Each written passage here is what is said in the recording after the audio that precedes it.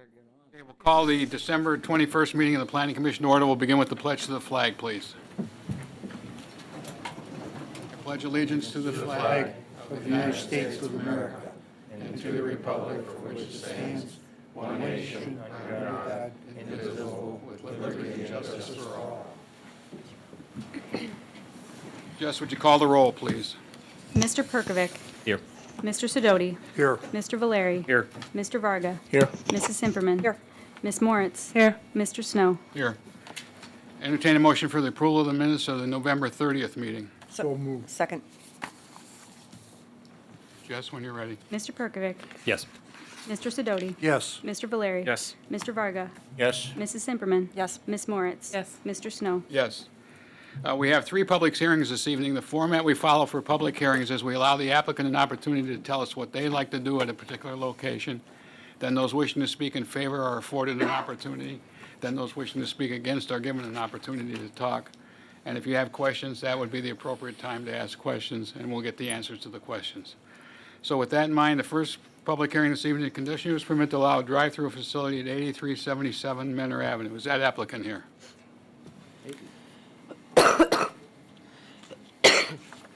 Down here. Are you Heisley Point? Oh, okay. Are you Heisley Point? Okay, go right, come up to the podium and identify yourself for the clerk, please. Good evening, members of the Planning Commission. I am Robin Liberator with Sequoia Realty, here on behalf of Heisley Point Plaza. Oh, it's 9377. I only missed it by 100. 83. You're both on there. Well, I know Larry assigned different addresses to Okay. the units, but that's why you... Okay, go right, I'm sorry, go right ahead. So, as you know, Half Price Books is closing at the beginning of January, and we plan to demise the building to create 3 to 4 tenant spaces. We are proposing site plan changes to accommodate a drive-through lane around the north side of the building with a pickup window on the west. The drive-through is a key selling point to attracting good tenants to the building and maximizing value. I know that people have been quick to speculate Starbucks is moving, but we have entertained a number of proposals from quick service restaurants and financial institutions, all seeking to have a drive-through. So that west end cap is very popular, and we have the site plan in front of you. We are changing from 179 current parking spaces on site to 173. So that is 6 spaces less overall, and we're still in excess of the minimum requirement. Okay, I would like to say that the front building, while Half Price Books has been a well-known and stable tenant, they have not been a generator of traffic, and the back building, the Main Strip building, has somewhat suffered as a result of that. We currently have 6 vacant spaces, and we believe by attracting more desirable tenants and with higher traffic counts that it will serve as a catalyst to attract better tenants to the Main Strip, and we would like to renovate that in the next couple of years. We are planning facade changes and additional glass on the east and west sides of the Half Price Books building, and we will be submitting architectural re-imaging plans next month Okay. to show those details. But at this point, we would like to have some level of assurance to move forward with our prospects for the west end cap that the drive-through will be able to go forward. okay, very good. Anyone wishing to speak in favor? Anyone wishing to speak against? Okay, we'll close the public portion. Mr. Spence, any comments from the administration? Oh, yeah, what they represented was a coffee shop for the drive-through. I don't know if a different user may have different impacts. If it was a fast food restaurant versus a coffee shop versus a bank, so. Okay. Any thoughts? We would not be proposing a fast food user. Okay, so a coffee shop, we're fairly comfortable with pursuing that? Or a financial institution, which would have So it could be a bank. lower draw than a coffee shop. Okay. How does the bank fit in? Does the bank fit in okay? Well, it'd be pretty low traffic count. We wouldn't be so concerned with stacking. But obviously with a more quick service, fast food restaurant, I think the administration would want to take a closer look at this location and its suitability relative to the number of trips being generated, the use of the drive-through facility. We're going to deal with it as if it were a coffee shop or a financial institution. You're going to need to come back if it becomes a fast food restaurant, okay? Understand. Okay. Yeah, I mean, again, just noting the administration's concerns. If they're going to put the investment in relative to the drive-through lane, windows, and everything, we really can't make any representations relative to whether or not another type of use would be suitable at that location with this configuration. So again, I just want to caution the applicant that they're going to, if the CUP is granted, they're really going to proceed at their own peril, so to speak, relative to this facility. Okay. Understand? Okay. Okay. Commission members, questions for the applicant? Mr. Sidoti. Thank you, Mr. Chairman. Welcome. Is Half Price Books going to relocate somewhere else, or are they just shutting down? Do you know that? What I'm told is they are not relocating their Mentor location. They're going to keep Mayfield Heights open. They're doing this in conjunction with the expiration of the lease. I'm not sure how long, Mayfield has left on their lease, but part of it is that their inventory intake is basically used books, and they have struggled over the past couple of years to get inventory in. They have moved inventory from their North Olmsted and Mayfield locations, so. Okay. Provided you receive all the proper approvals, what's your timetable? Beginning of January? Yeah, we would be looking to open several of the new tenants by the end of 2018, fourth quarter 2018. Okay. I was looking at your, this map here, and you're proposing a second enclosed dumpster in the rear of the property. I went back there yesterday, and it is pretty tight back there. And according to your map, the dumpster is going to go right next to the transformer, but you still have to maintain clearance for those two man doors that you have back there. Once you put that dumpster in there, does that give you enough room to repair or replace that transformer to Well, work on it? We're going to place new man doors. Oh, you are? Yes. Okay. Yes, to accommodate, for the 3 to 4 tenants that we're putting in. So the doors that you're looking at now may not exist. All right, 'cause that's pretty tight back there. And plus, you're going to propose a menu board back there, correct? Yes. Was any thought ever given to relocating that proposed dumpster to this new island you're going to construct, this landscape island, moving it somewhere over there, and maybe constructing it of masonry that matches the building? Just a thought, I'm just Well, asking. I don't think it would be favorable to have it, whether it's masonry enclosed, it's still where you're throwing the trash in the middle of the front parking lot and in front of the strip center, which is basically your storefronts. So it I think works- it would be better tucked against, the building as the current one exists. So We also relocating thought those about putting it, against Heisley, which I Right. didn't feel would be favorable. All right, it was just a thought. When they reconfigure the Menor access, right in, right out, I would hope you would put a directional signage there, right turn only. Oh, absolutely. Because there's going to be times, I see it all the time at Walgreens. If a person gets a shot or they think they get a shot, they dart out and they try to make a left. So even putting the sign there is enough warning that it's a right turn only, because that's very heavily traveled over there. The sign isn't shown because that was a comment that was made when I received the staff report, but Okay. we will absolutely install prominent signage there so that people know. it's So right. you've got a copy of the staff report. You've read the 6 conditions relative to the CUP for the drive-through, Yes, sir. and you're fine with those? Yes. Okay. Any other questions? Mr. Chairman. Mr. Valeri? Question in regards to the site plan and the drive-through lane. Why the excessive width? Is that city recommending that? Or, because is that going to be a defined curb, or how do you plan on separating that? Because it looks like you've got a car length and then you've got another 20 feet. Right, so what we do you have plan? about a 9-foot, it's about 9 feet wide that's drawn out for the drive-through lane, and then the remaining is 21. So I forget which individual I spoke with at the city, but it's short of the 24 feet for two-way traffic, that's the minimum width, so, and that's why we elected to have it one-way. So it will be, and it will be good because when you have cars stacked in the drive-through, it gives people ample room to get around. But unfortunately, we didn't want to lose the parking by moving that island down, north more. So, and we don't have enough room to do a two-way lane there.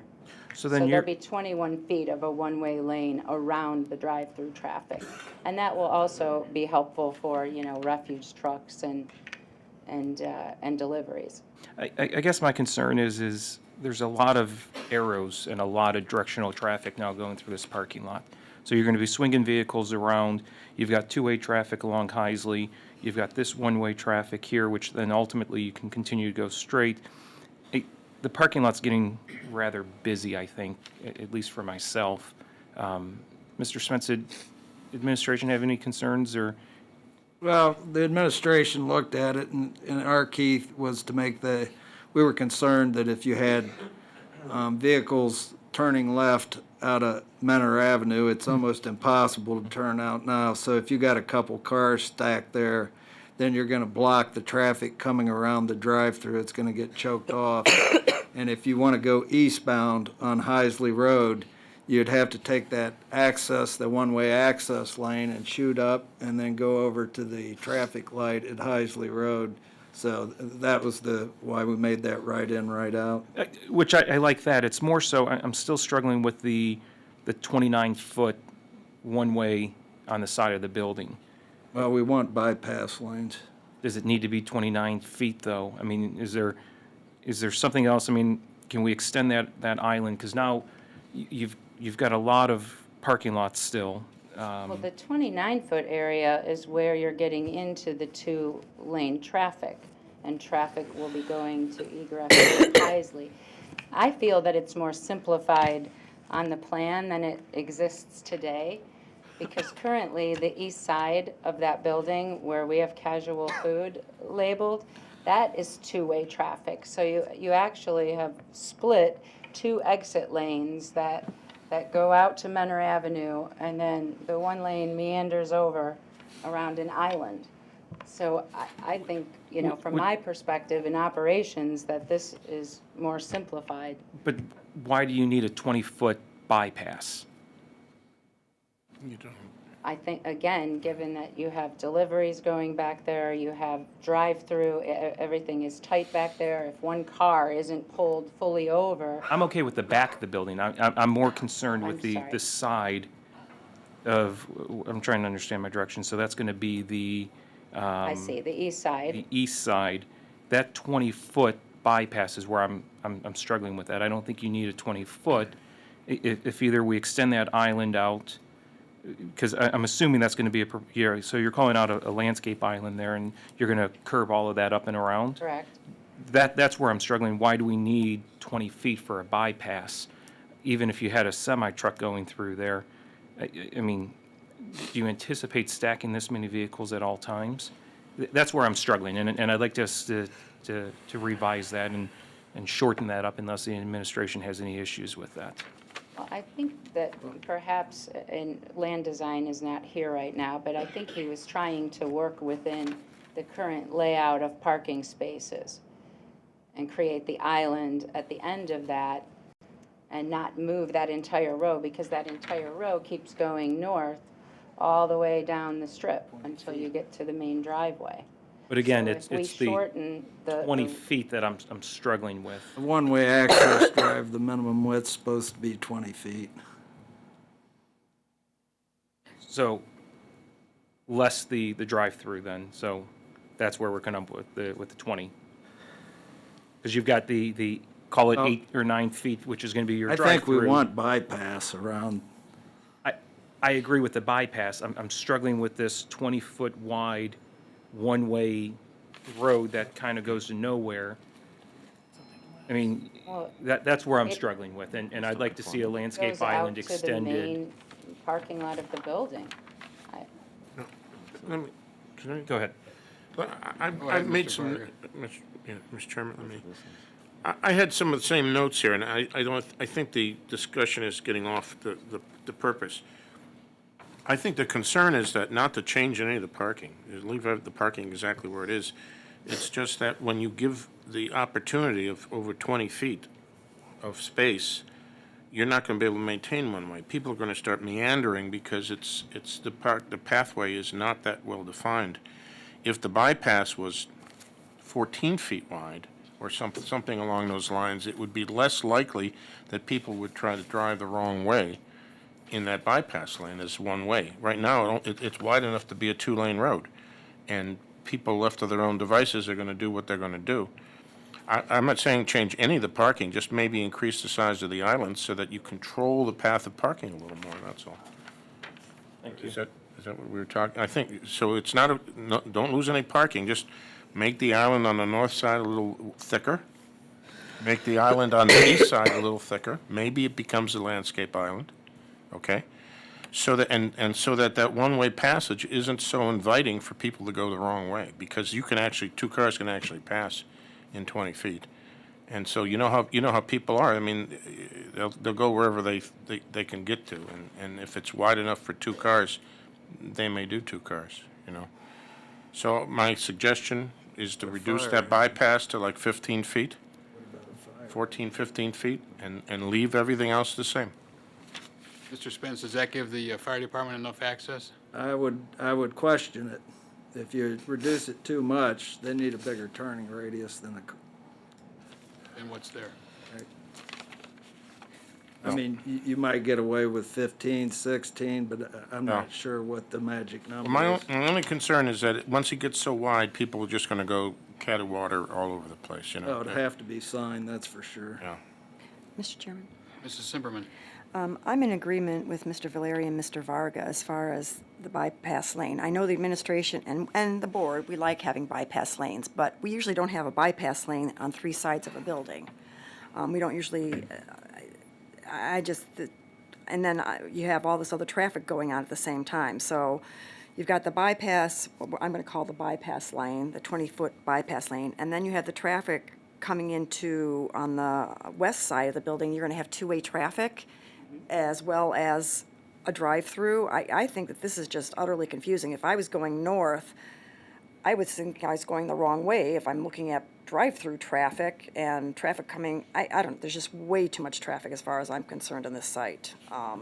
And if by some chance I do want to use the bypass lane, now I have to look out for people not only coming up on my right, but people from the left and from, it's just, to me, this is just way, way too much traffic for a drive-through. There's just a lot of stuff going on here. Mr. Spence, any comments?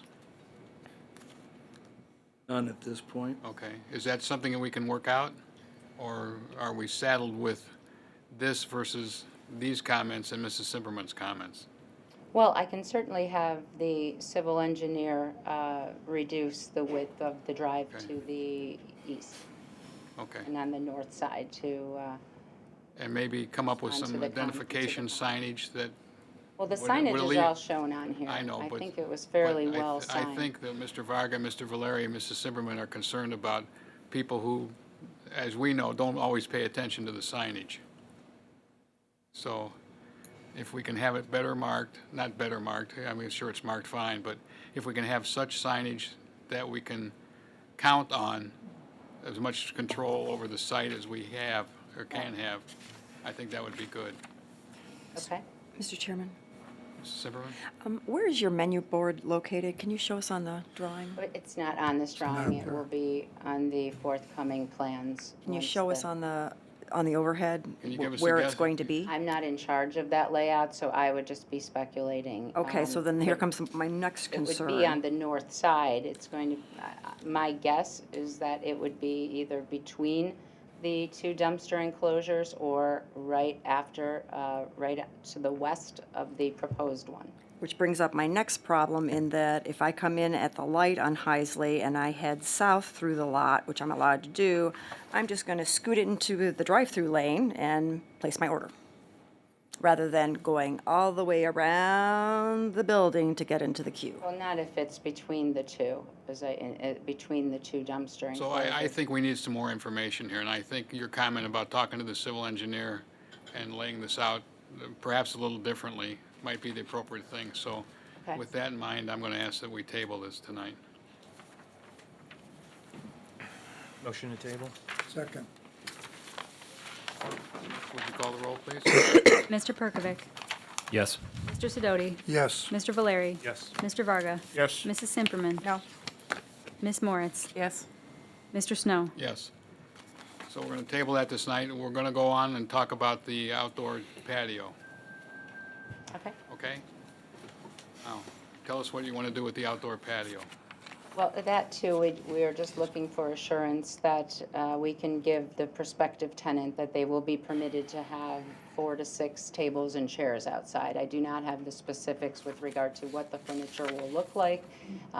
You know, we would be happy to just have some approval with stipulations that So you read the detail- staff report, you understand the conditions that are listed there, right? Yes. And you're in agreement with those conditions? Okay.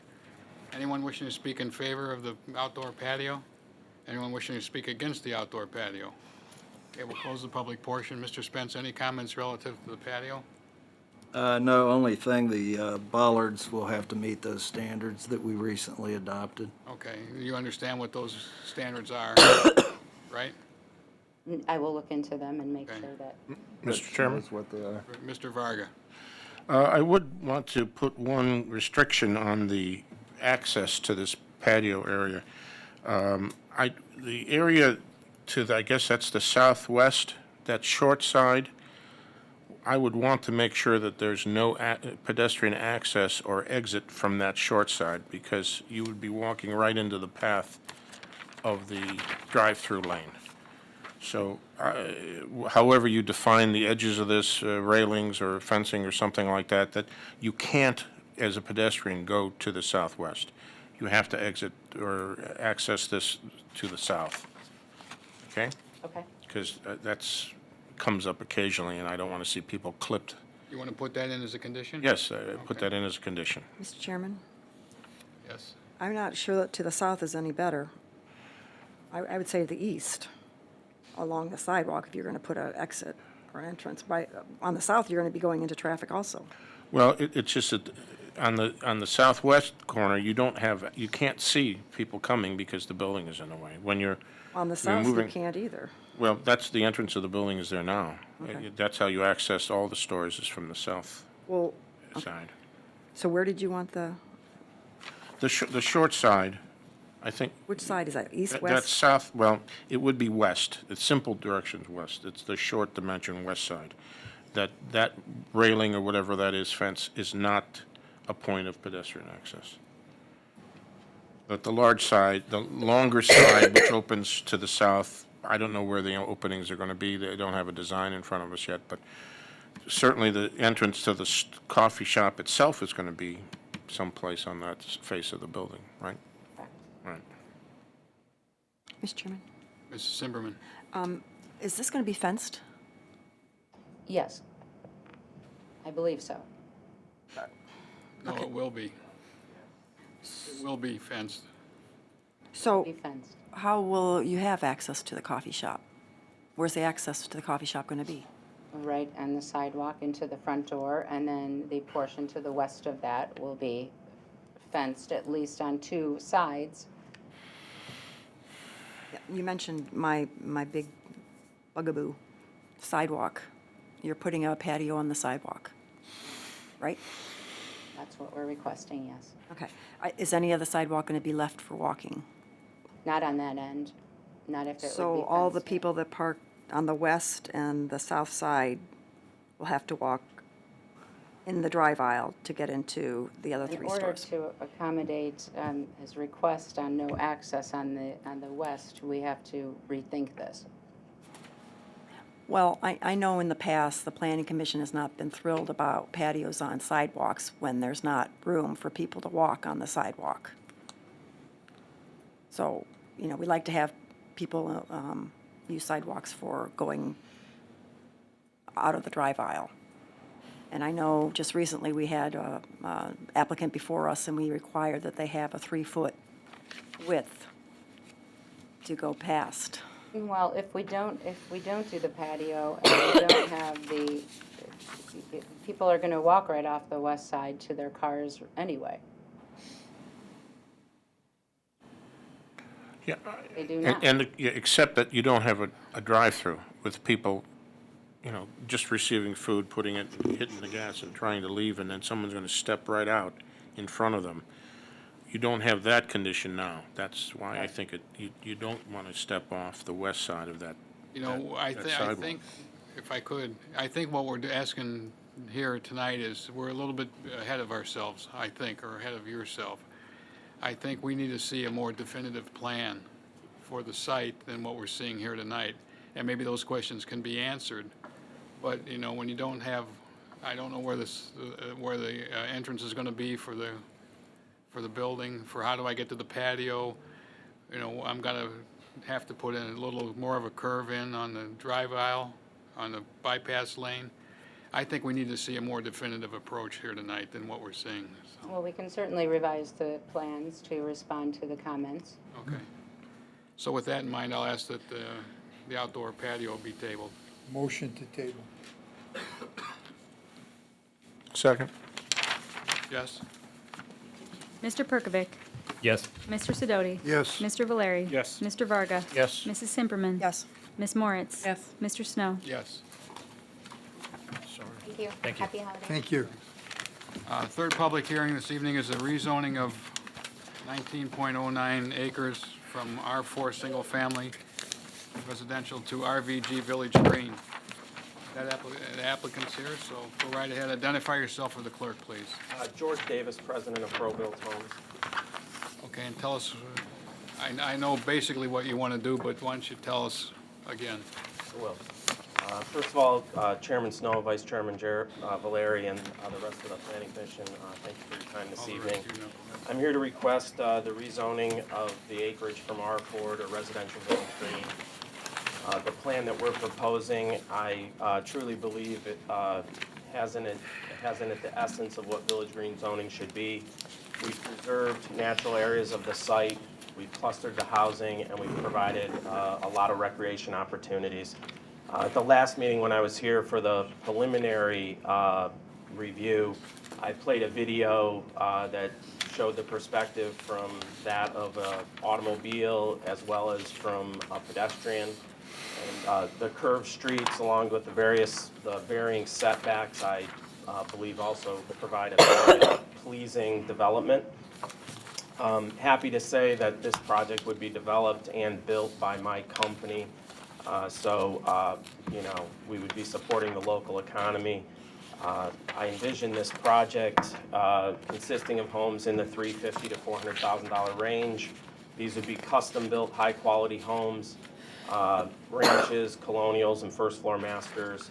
I believe that would provide really good opportunities for the aging population of Mentor to get out of bi-levels or colonials and into a quality-built ranch or a first-floor master. Also, with the colonials that we would build there, I believe it provides move-up opportunities to existing residents of Mentor with school-age children so they can stay in the school district. I appreciate your time tonight, and I'm here to answer any questions you might have. Thank you. Anyone wishing to speak in favor? You speak in favor? I'm not really against, I just have a question about the site. Okay, come on, if you'd come up, sir, and identify yourself for the clerk, please. Take your time. My name is Ron Balcom. I live on the east side drive there behind it. And my question is on the pond that's on the southeast corner there. In big rainfalls, that pond floods. So it floods all the properties behind. Okay. So I'm curious as to, we're gonna put houses in there, we're gonna change the grade level. What's that gonna happen? What are we gonna do with that pond? Okay, we'll get an answer for that question. Also, and then on the back property there, what are we doing with the back property to the existing houses? Are we putting, we're putting trees back there? Are we fencing that? What are we doing with that? Okay, we'll get an answer for you on those. Thank you. Yes, sir. Anyone wishing to speak against, or just a question? Okay, come up and identify yourself for the clerk, please.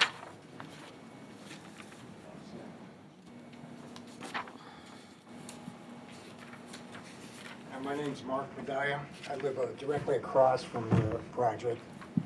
And I was concerned about the entranceway. When, what does it look like, maybe 35 houses there or something like that? Whatever it may be. How these cars come out of the driveway, of the roadway, where's their headlights hit? Because it will directly impact I believe that's my house right there. But it'll directly impact my front of my house. So you need some headlight mitigation, is what you're Well, saying? I just don't want the entranceway coming in. Then I had a question about water pressure, Okay. whether or not the water pressure was dropped. We're at about 60 PSI right now, so I was kind of like concerned about that. I was kind of concerned about the price value of the houses, but the main thing was whether or not, see how that curves up there? That is my driveway is, because the lots go this way, I almost come within, in Burke, Pete Burke lives next door. He comes into where that bend is. Now, we almost got to tromp on the gas to get out of our driveway because people come around that curve so fast. And so I'm thinking, well, if the entranceway, you got cars coming out of that, now we got to look, we used to look 2 ways. Now we got to look 3 ways and where we're going to get out of our driveway. Just the impact of the entranceway is what I'm concerned about. Okay, See what I mean? yes. And where that's located. That design doesn't look too bad, the way it's sitting right there. It looks like they're gonna put a buffer zone of some sort on Chillicothe right there. Maybe keep the pine trees or something like that, because there is a little bit of a hump there. But there's been quite a bit of accidents right there, so that's the only thing I was concerned about. Okay. That, storm runoff, sanitary impact, the water impact, the pressure on We'll that. get answers for you on that When do you think that'll be? tonight. Tonight? Yeah. Hey, that's even better than I thought. I thought it was gonna be months. We're going to put the onus on the developer for that. If But you actually, that plan looks pretty good, and the value of the house is at $350. If you'd come back up. All right, cool. Now, do we have letters from all the utilities saying that there's sufficient water, sufficient sanitaries? Yeah, we've whatever? got one from Mock, one from Lake County Sanitary Okay, so Engineer. we're good there, right? We're good on capacity for the utilities. Or correct? I should say you're good there. Okay. Mr. Novak, if you'd identify yourself for the clerk? Good evening, my name is David Novak from Barrington Consulting Group. Okay. The address is 9114 Tyler Boulevard, Nitro, Ohio. Now, we're not finished with the public hearing yet, so anybody else wishing to speak? Well, why don't we just go right across the front row? So who's ever the first on the front row will go from there. I think that's you. Yeah, if you haven't filled out a pink sheet, their pink sheets are over on the desk over here. If you haven't filled out a pink sheet, it might be appropriate for you to do that, so. Go right ahead, identify yourself for the clerk, please. My name is Saji Arumpano. I'm the president of the Winchester Woods Homeowners Association. Okay. And we're in the development down off of Remington. That's Okay. gonna be there. So thank you, Chairman, for the opportunity to speak tonight. I've been in Mentor for 18 years, 14 years, living on 7355 Demchar Drive, where I live with my wife and 3 kids. I'm gonna do my best here to represent the Winchester Woods Homeowners Association, and also the neighboring Demchar Drive residents before this commission, total of about 70 houses. Instead of all of us coming up and talking, we've met a few times and kind of heard all the viewpoints. There's going to be about 3 of us that are going to talk and share some of our concerns, just to, Okay. in the interest of time. That's fine. So just to give you an idea, there's a large representative. If it's okay, I would ask everyone from the Winchester Woods community if they could just stand so you can see the representation of our homeowners here. You come by bus? Go right ahead. All right. To start, I'd like to say we're not here to contend the overall development plans of the nursery property or the rezoning of the property to the Village Green. George Davis his company has a good reputation for building quality homes. We have no doubt he'll live up to that. And I'm sure the commission is better educated on the trends and needs of the city to understand what type of green or zoning concept is needed for that. The main contention that we want to talk about is the connection of Remington Drive to this new development and then out to Chillicothe Road. We've done our best to understand the reasoning behind this need for this connection. We'd like the commission to consider our viewpoint. We met with our councilman, the developer, the fire chief, and others, and want you to know that we hope to work with you to find a solution that helps everybody. Fortunately, along the way, we've been told that this is a done deal, a no-brainer, and that we're wasting our time coming here. So I hope that's not the case. I'm sure you're interested in hearing all sides and working together as we are. Promise to be brief in our points and try to get our point across as fast as possible. So the main concern we have is the cut-through connection will fundamentally change the sense of community interaction that we've had in our community for over 30 years. My house is on the corner, as I mentioned, of Demchar and Remington, right on the corner as you come down. To give you an idea of the community that we have, the kids ride their bike, and my corner also services as the bus stop for the public schools, for both elementary school and middle schools. To give you an idea, the kids for the bus stop ride their bike and scooters to the bus stop and leave them there all day while they're at school with confidence that they will be there when they get off the bus. If you pull up Google Maps right now on your phone and look at the street view of that corner, you'll see 3 bikes sitting there with a scooter waiting for the return of their owners, and which they're confident that they'll be there. That epitomizes our neighborhood. There's a cohesion and a sense of community that we enjoy. We interact with each other. The kids play together. We have neighborhood dodgeball games, summer block parties, and even spontaneous pool parties. We watch each other's children and take in each other's mails and put away our garbage cans when we're not in town. We consider each other friends. The Menor paper we all get in the mail had an article entitled "Choosing Menor, Finding Home," and it was subtitled "Cul-de-sacs and Kids, Parkland and Waterfront Shopping and Business Equals Menor." And that's why all of us, it goes on to state that Menor is a city of kids and cul-de-sacs. This neighborhood has been in existence with this traffic pattern for over 30 years. The people in this neighborhood chose this neighborhood and invested their lives and money based on this layout. I noticed sociologists observe people who live in traditional cul-de-sacs have the highest levels of attitudinal and behavioral cohesion, covering both how they feel about the neighbors and how they actually interact with them. People who live on your average residential cut-through street have the lowest levels. We really enjoy the sense of community we have with our current layout. Please don't take that away from us. The other part we're concerned about is the cut-through connection will make our neighborhood more dangerous for our residents. Just as our first responders want and expect to save seconds and minutes to reach our houses for emergency vehicles, we expect motorists to do the same to bypass King Memorial between Route 84 and Chillicothe Road. Research shows that as traffic volumes increases on a neighborhood street, so does vehicle speed, accident frequency, noise, and even crime. It also shows that those using neighborhood streets to avoid main road congestion tend to drive at a higher speed. The combined effect of cut-through traffic, increased speed, and volume makes a neighborhood street even more dangerous. The pedestrian is 6 more times likely to die if struck by a car traveling at 30 miles compared to 20 miles an hour. Menor High children are dropped off at the top of Demchar Drive at Route 84 and have to walk down Demchar to reach their houses. Demchar Drive is narrow, does not have sidewalks, and has drainage ditch on the sides. When cars do come down the street, the kids have to often go on the street to get out of the way. This is manageable today with the low amount of traffic that we have. This will change when Demchar becomes a bypass street for King Memorial. I understand the need for increase in response time, and we appreciate that. But if you're going to argue safety, please also look at the unintended decrease of safety that this will cause. Finally, I'd like you to consider the impact to the new community that's being developed. These will be 47 beautiful homes in a village green format with walking paths that promote a sense of community. Without mentioning the dissonance and contrast of styles, consider the impact of having our 69 or 70 households using their street to cut through to Chillicothe, and the amount of traffic that would cause. And this doesn't even include the additional traffic that we would expect to see that bypasses King Memorial from the main streets. Please also consider this when you think about connecting the streets.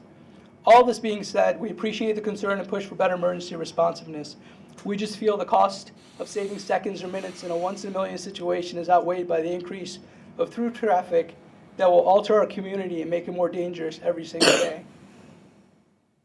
To help show our unity on this, we have 2 petitions that we'd like to present. The first talks about our desire not to have this connection between Remington Drive and Chillicothe Road. The second is a statement that residents of Winchester Woods accept the existing response time from police and first responders that we experience with the current traffic patterns.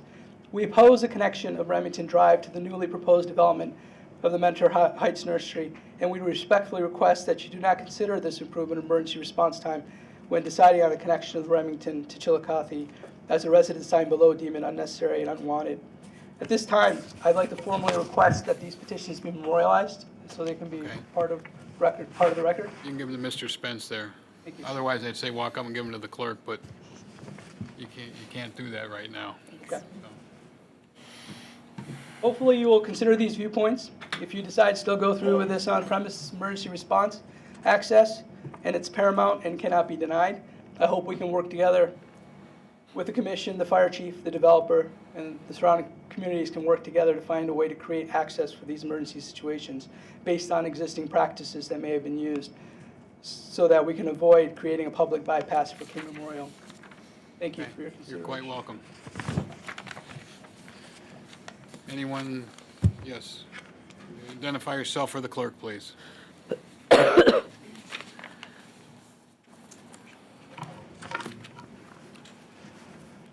Timothy O'Donnell, 9606 Musket Drive. I am a career fire lieutenant with 20-plus years of experience in the fire service. I'm a proud member of the Winchester Woods Homeowners Association, and I'm here to represent and share a concern and disapproval for the proposed Remington extension becoming a through street. Over the past 10 years, I have enjoyed a neighborhood that is secluded and can easily recognize 95% of every vehicle that enters our neighborhood. If this proposed through street is developed as the current plans show, this would be a significant uprooting in the character and quality of our neighborhood living. Our greatest concern is the safety of every resident in the Winchester Woods Homeowners Association and every resident of Dumpshire Drive. Dumpshire Drive is an old village road that is narrow, poorly lit, lacks curbs, and most importantly, has no sidewalks. With an additional 47 homes, averaging 2 cars per residence, we can expect to see a marked increase in traffic in our quiet community, not to mention the additional traffic from outsiders who will use this as a cut-through. High school students are picked up and dropped off on top of Route 84 in Dumpshire Road and must walk up and down this narrow street with no sidewalks on a daily basis. I plead for the safety of our children and residents of our community. First, and our residents of our community come first and plays a vital role in disapproving this through street proposal tonight. In our research, we were able to find 3 different residential areas within the city where similar concerns of a through street arose and a mutual solution was agreed upon by the city and the homeowners associations. First, Hidden Hollow Homeowners Associations, which is off 84, just southwest of King Memorial, successfully negotiated a compromise between Hidden Hollow and Hidden Glen. Secondly, south off Lakeshore Boulevard, Chase Drive and Anchor Drive, also a mutual agreement was negotiated.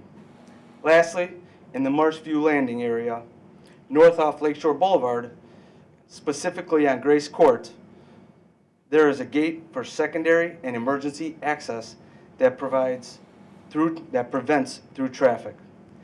These 3 practices show a willingness for the city of Mentor with their residents to find a reasonable solution.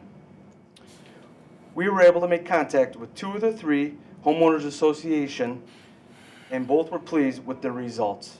And I have pictures of those 3, which I will pass out just in a minute. As an officer in the fire service, my goal is to find solutions.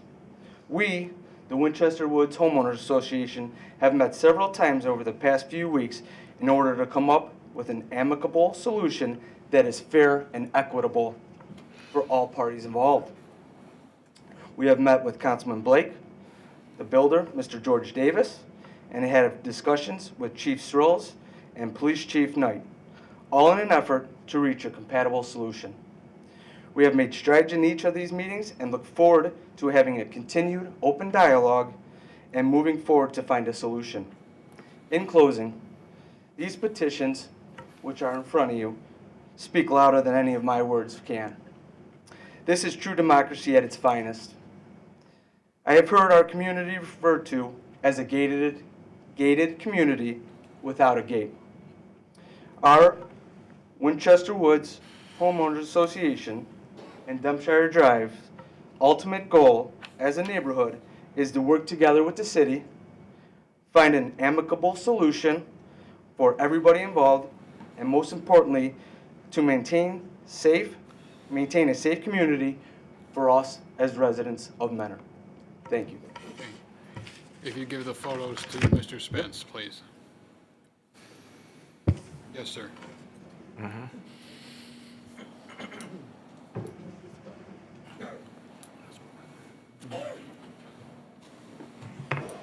Hi, my name is Jim Stone, and I've been a Mentor resident for 40 years. I've lived at 9595 Musket Drive for the last 30 years. My wife and I chose this neighborhood to raise our 4 children in because of the safety and security that the one exit and entrance provided. I'm also a retired Mentor police sergeant, and I can attest that everything that Mr. Rumpinell told you about the statistics for cut-through traffic are true. Anytime I've seen a cut-through street, you get a lot more traffic than just the people in that neighborhood. And I spent a lot of time on Midland and Westmore Road. I probably, over the years, just on those 2 streets, wrote 100 citations for speed and stop sign violations. And that's just one person, and that's just me. City of Mentor Police Department historically has been understaffed. I think it's still understaffed. They can't really address adequately all of the traffic claims, all the problems that we have traffic-wise.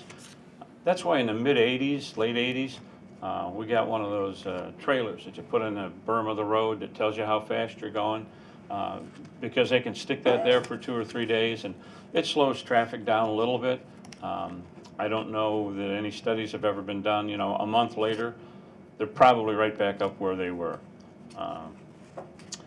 Someone told me that it's a city policy that they don't want any cul-de-sacs longer than 600 feet. I don't know, is that true? Yes. Yes. That's the general thing? Well, based on that, I came to City Hall and I got a map, street map here, and it has, to scale. And I looked around, and being as familiar with the city as I am, I found over 70 streets and communities that only have one way in and one way out, similar to ours. Those are similar neighborhoods.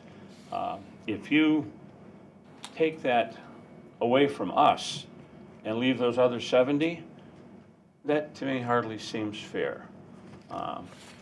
Also, like Tim O'Donnell told you, I'm aware of those three places where the city and the homeowners association sat down and they figured out a way where the neighborhood could be safe and secure, but there's still emergency access if it's needed.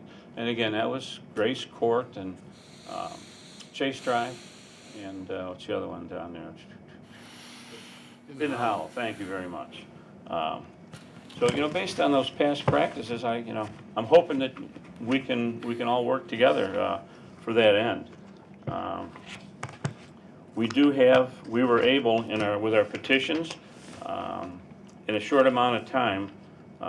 There's 70 houses in Winchester Woods and on Damshire. We were able to make contact with 61 of those residents. We don't have one person that we contacted that didn't sign this petition to not have the cut through.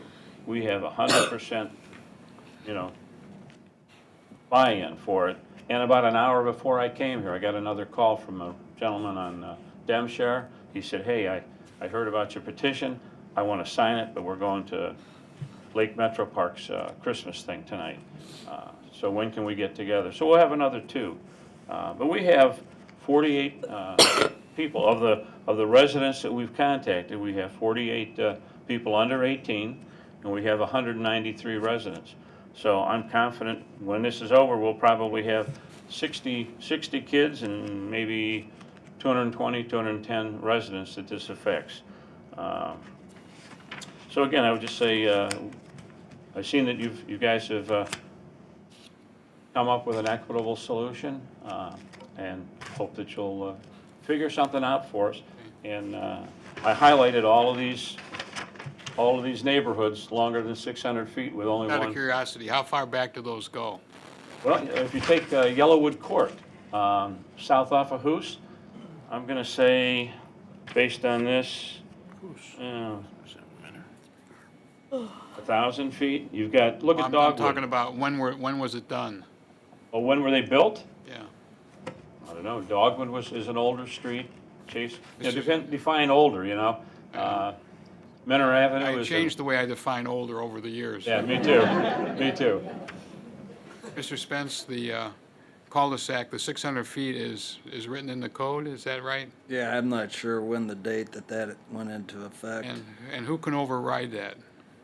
The planning commission Or council, right? or council can override the 600 feet. Well, the other thing that I'd like to point out is, and I'll ask this be included too, this is that City of Menor magazine that Mr. Rumpinell referenced to. This is how we're marketing the city. This is what the city wants, quote, "A city of kids and cul-de-sacs, among the safest places to live."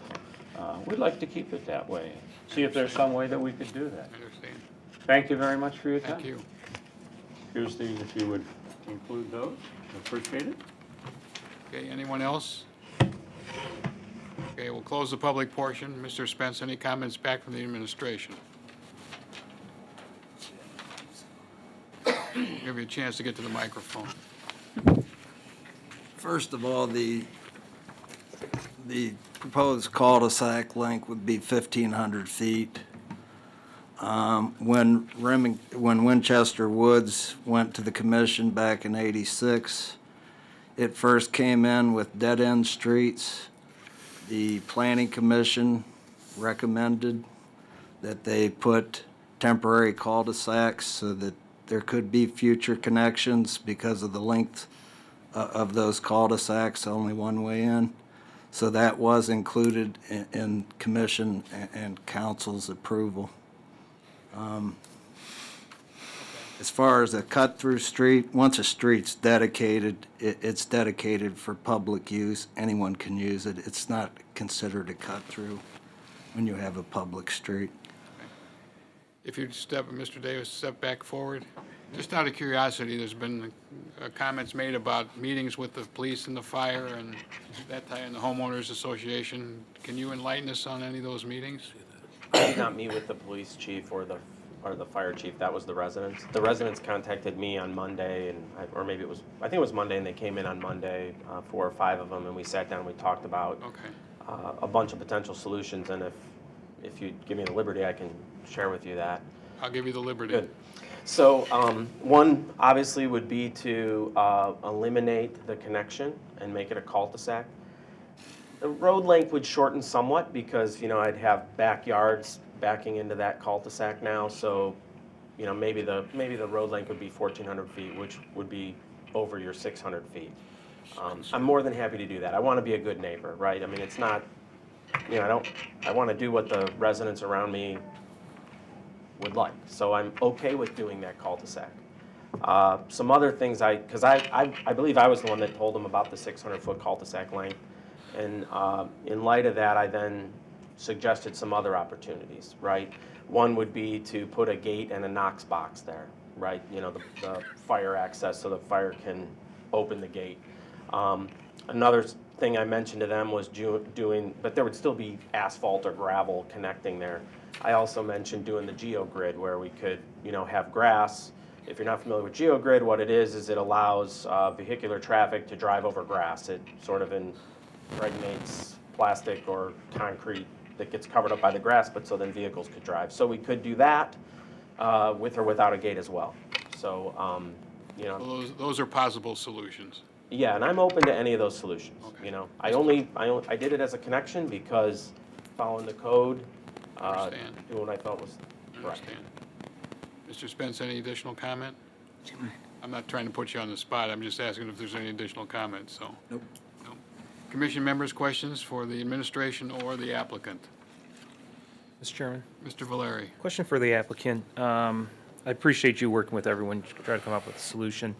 One of the things that I feel, at least in my 8 years on planning, is we've always talked about not just having one way in, one way out. Have you looked at any other layouts that potentially gave you 2 access points on Chillicothe? Yes, and so it's a safety concern.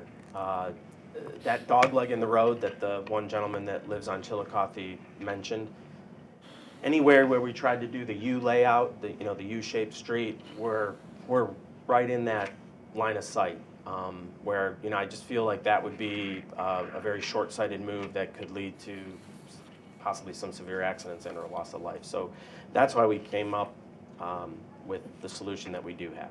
And, to try to calm traffic, I think we've done everything possible to calm traffic. So we put that cul-de-sac there to help slow down any traffic if it were to connect. And that's why we have the curves as well. So, I tried to operate in the spirit of the Planning Commission's regulations. But again, like I say, I'm open to any of those solutions. I want to be a good neighbor, and, if a cul-de-sac is what planning or council desires, we'll make it a cul-de-sac. If we want to do either if I want to work with the fire chief to come up with a limited access solution, I'm okay with that as well. A couple other questions I had for you. The Century home that's on the property, you're still going to tear that down? Our desire would be to. We're in about halfway through the process of the engineering analysis of the preservability of it. Ultimately, if it were to be, my understanding is that's at the will of council. So by the time we would go to council, we would have that report. And if not, we can adjust that pond over and retain that house going out onto Chillicothe, if need be. But I think my preliminary examination of the structure, there's a significant amount of work that needs to be done there, well in excess of the value of what the completed structure would be. But I don't want to say that it's not possible without completing that engineering study. A couple other questions or comments I had, at least for the administration. I know, I'm on the other side on Heisley. That road was recently widened. Is there any plans or any intents down the road that Chillicothe is going to be widened? I haven't heard any plans for Chillicothe to be widened. Okay. And the reason why I bring that up is going back to if you ended up looking at a loop road or a ring road, I've got a stoplight now at the top of my street. So I'm not a fan of adding lights anywhere in the city, but, if that was something that had to be done to add a loop. When you looked at going that route, what did that do for your density? You mean doing the U-shaped street? Doing a U-shape? I can still meet the density at the U-shaped street. It's not a density issue. I just thought it was a safety issue. Okay. And then last thing, and I'll let somebody else talk. I brought up density the last time. 47, I think you're at. We were at 49. I apologize, I had done the calculation including the right-of-way. So once we've relayed this out at 47 now. Okay. And then green space, we had talked about a lot of the green space wasn't really usable green space, I felt, or we were just at the minimum. Were you able to increase that at all? Yeah, we did. The 2 lots that we took out became additional green space. Comments from commission at the last meeting, there was concerns about the proximity of the houses to the gas well. So if you look, when we lost the 2 lots, we've spread everything away from the gas well, which will provide us ample area in the landscape plan to buffer that gas well sufficiently so that we can hide it as best as possible. And then I'm perfectly fine to come up with a solution that prevents that from being a continuous street. I mean, when you look at the map, the street right above it on Reedhurst, we added a cul-de-sac on that one. I think if we can come up with a solution with a gate or just dead-ending that into a cul-de-sac, I would be perfectly fine with that. Thank you. Mr. Spence, a question. Council accepts our recommendation be it positive or negative, Right, you make a recommendation and to, then they act on that and they have a recommendation. public hearing Okay. also, and they approve the rezoning. You're just I- making a recommendation. I understand. Right. So I have a one comment question, based on the fellow's comments earlier about that pond that how's that affect the drainage in that area? I'll speak in broad strokes and then I'll defer to Dave, but one of the codified ordinances that we have to abide by, or one of the conditions, is that we will install yard drains every other lot. Right. So, I'll let Dave expand, but it's my opinion that, we're gonna be installing yard drains along all the back of there, which is gonna dramatically eliminate that surface water. And I'll let Dave expand on that. Right, again, I would agree with what George just said. Again, because we're installing, storm sewer system for the public streets and so forth, we're really gonna be controlling all that water that's coming onto the site from the surrounding properties, and any of the new water that we would be generating from, the new surfaces, the houses and so forth, so. That will all be taken care of, and I'm sure when it goes through the review process, they'll make sure that we make that happen. Okay, because as you know, people are very concerned about, not just here, but all over the city are very concerned about the flow of water onto their properties. And anything we can do to eliminate or potentially eliminate that, we want to do. Right, and currently though, the southwest corner of the property, southeast corner of the property is the high side, and the low side is the northwest corner. So our water with this development is not gonna go to these people's yards. It's all flowing northwest. So we have to capture that water, control that water, put it into a detention and water quality basin, and then discharge it from there. Commission members, anything else for the applicant or the administration? Mr. Chairman? Mr. Varga? Just to follow along with this drainage issue, I think somebody mentioned in their initial comments that water from this area is seeping into their backyards to the south. Did I say that correctly? Right. So, so my concern is that not just that the lake is recognized, but that you divert drainage off-site, and any excess water from that pond, you control 100% of it. So you don't start, having drainage off-site. I mean, can you? Right, no, I mean, the Better Code would not allow us to take our water and push it onto their property. I understand. But in also in continuing. I'm just saying, they're saying that's the way it is now. So this is going to require you to make changes in the way the water is managed. Correct, and also by putting in the storm sewer, it's going to allow some of that water to be absorbed and captured by the, the storm sewer, some of the Right. off-site, but we will not be making off-site improvements. to Not the surrounding- off-site, but that you will make improvements on this property to keep your water from leaving the property. That's a requirement of the development. You're agreeing that that's going to be Well, you'll work under those guidelines. just to clarify, we will be controlling our water on-site, but it will be discharged. It will be discharged at the northwest corner. Oh, yeah, I understand. Okay, I just want to make sure that everybody else Just want understands. these folks to have some surety that as this development goes further, that they're not going to continue to have the runoff onto their property, and that you're going to manage the runoff. Right, that is correct. That was one of my first concerns. I just have this thing about these gas wells, or the oil wells, they drive me crazy.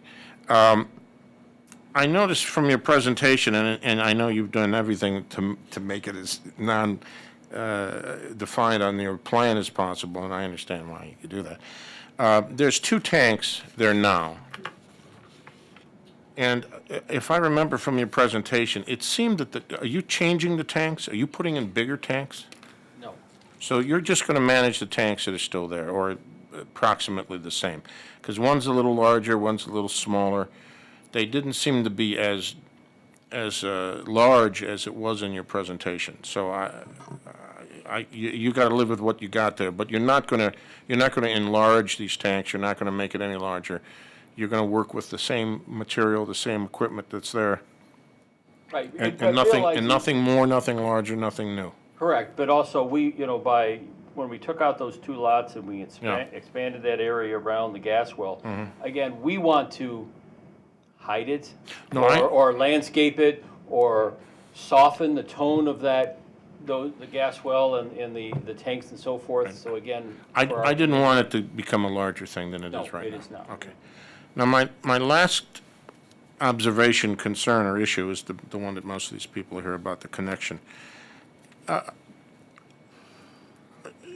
don't know if anyone can answer this question. Were everyone aware that when they bought their property, when they became a member of the homeowners association, that that was a temporary cul-de-sac designed and built? Well, temporary until there was a.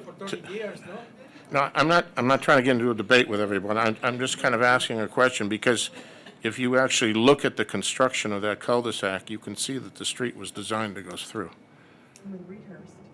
We met with, can I speak? Well, I don't know how the procedure. If you want to come back up to the podium.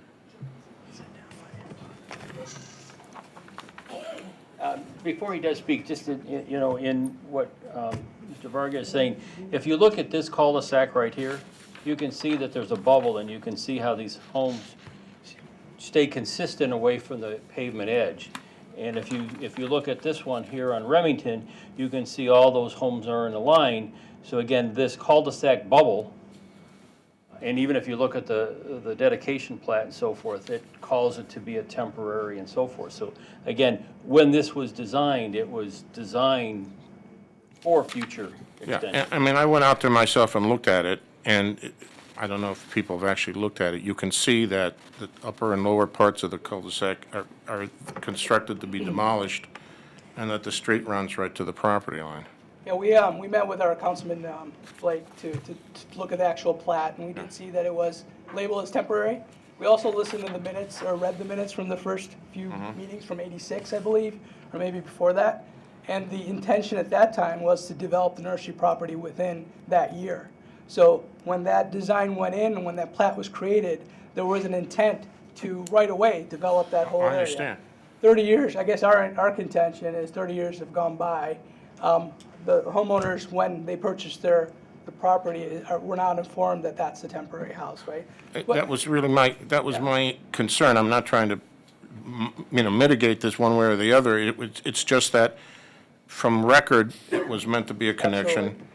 The way it was constructed was meant to be connected. And I can sense that people aren't aware of that, or they may have only just recently become aware of that. Right. And some of your frustration is finding this out now, that you've lived there for 10 or 20 years, and now you find out that was meant to be a connection all along. Okay. Chairman? Finish? Yes. Mrs. Simperman. You guys can be back. I wanted to hit on a couple of points that I've heard from residents and that we said we would get back to, and I'm just going to give out some information that were given on the board here. One thing is, as a piece of information that the Barrington Group did, and they found out that there would be a trip generation of about 446 trips per day coming out onto Chillicothe? Am I reading that correctly? Or either, I don't remember exactly what the number was, but I'm sure that's what it was. it says the development would generate Right. 446 trips per day. So whether it's out onto Chillicothe or if we end up doing one way or the other, there'd be 446 Right, then the average is 9.5. per household. And again, sometimes that sounds a lot to people, but again, if you think about it, that's, if you have 2 people that drive, they both go out, they both come back. But that also includes, your garbage trucks, your Delivery. mailman, and again, this time of year, there's probably a few PS. more than that with all the Amazon packages being delivered throughout the world today. The other thing I wanted to bring up was that we did get a letter from Aqua Ohio, and the normal static pressure range for this development is 52 PSI. And we did get a letter from the Lake County Department of Utilities, which said that wastewater treatment plant would service this area, has capacity to provide the level of service that they are requesting. So I just wanted everybody to be aware of that in the audience, that you did get letters from Aqua. Yes, and one other thing with Aqua, with connecting that water line through, again, it's gonna make that, if that's what we do, it's gonna make the system more reliable, because again, you'll be feeding, especially at the end of Remington, that's a dead end. So when you loop the water line through onto Chillicothe, if there was to be a water main break, they can isolate it, and there'd be less homes down, plus again, your circulation and so forth through down Remington and through that development would be better than it is today. Okay. Then I had two questions, and it was actually from the audience. Can you talk about the headlight mitigation? I know it was in the staff report. Yeah, you know, our obviously we have, if you look at our, no matter where we come, we're going to be coming into someone's front yard. So this is the first opportunity I've had a chance to meet that gentleman, but our goal would be to work with him to install trees and landscape mounting and buffering, you know, to his desire, so that he did not have that headlights hitting the front of his house. Okay. And then somebody had mentioned, is there going to be any type of buffer between the houses on the south side and the existing homes on, what is it, Ridgeside? Well, speak honestly, I would say no, because I was aware, the homeowner, Fred, had explained to me that he wanted to make sure we took care of the residents' water issue that they're having. So when I was designing this, I explained to Fred, the city requires us to put yard drains in the backyards. So initially, you know, the plan was to push that forward a little bit, but I truly believe the only way to fix that water problem is those yard drains, right? Because then we'll control our water. Whether the water's coming from our property onto theirs or their property onto ours, it's somewhat flat.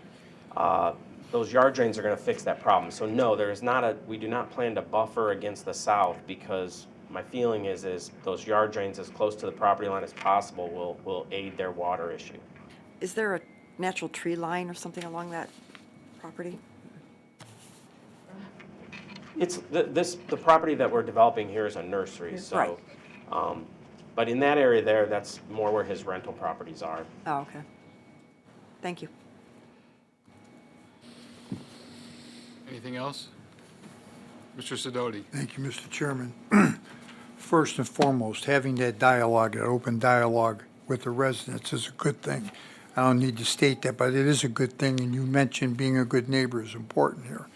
You mentioned you met with a representation of the homeowners association, and you discussed things like the eliminate the cul-de-sac, the knock box, or the geogrid.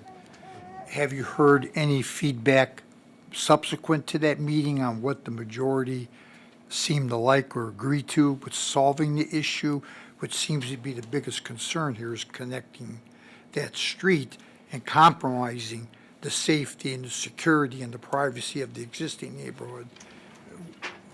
No, I mean, whatever, if they wanted to speak and say which they would prefer, I'm happy to do any of those options. But I think the fire chief probably has an opinion on that. He actually expressed it, I believe, in a letter to all of us.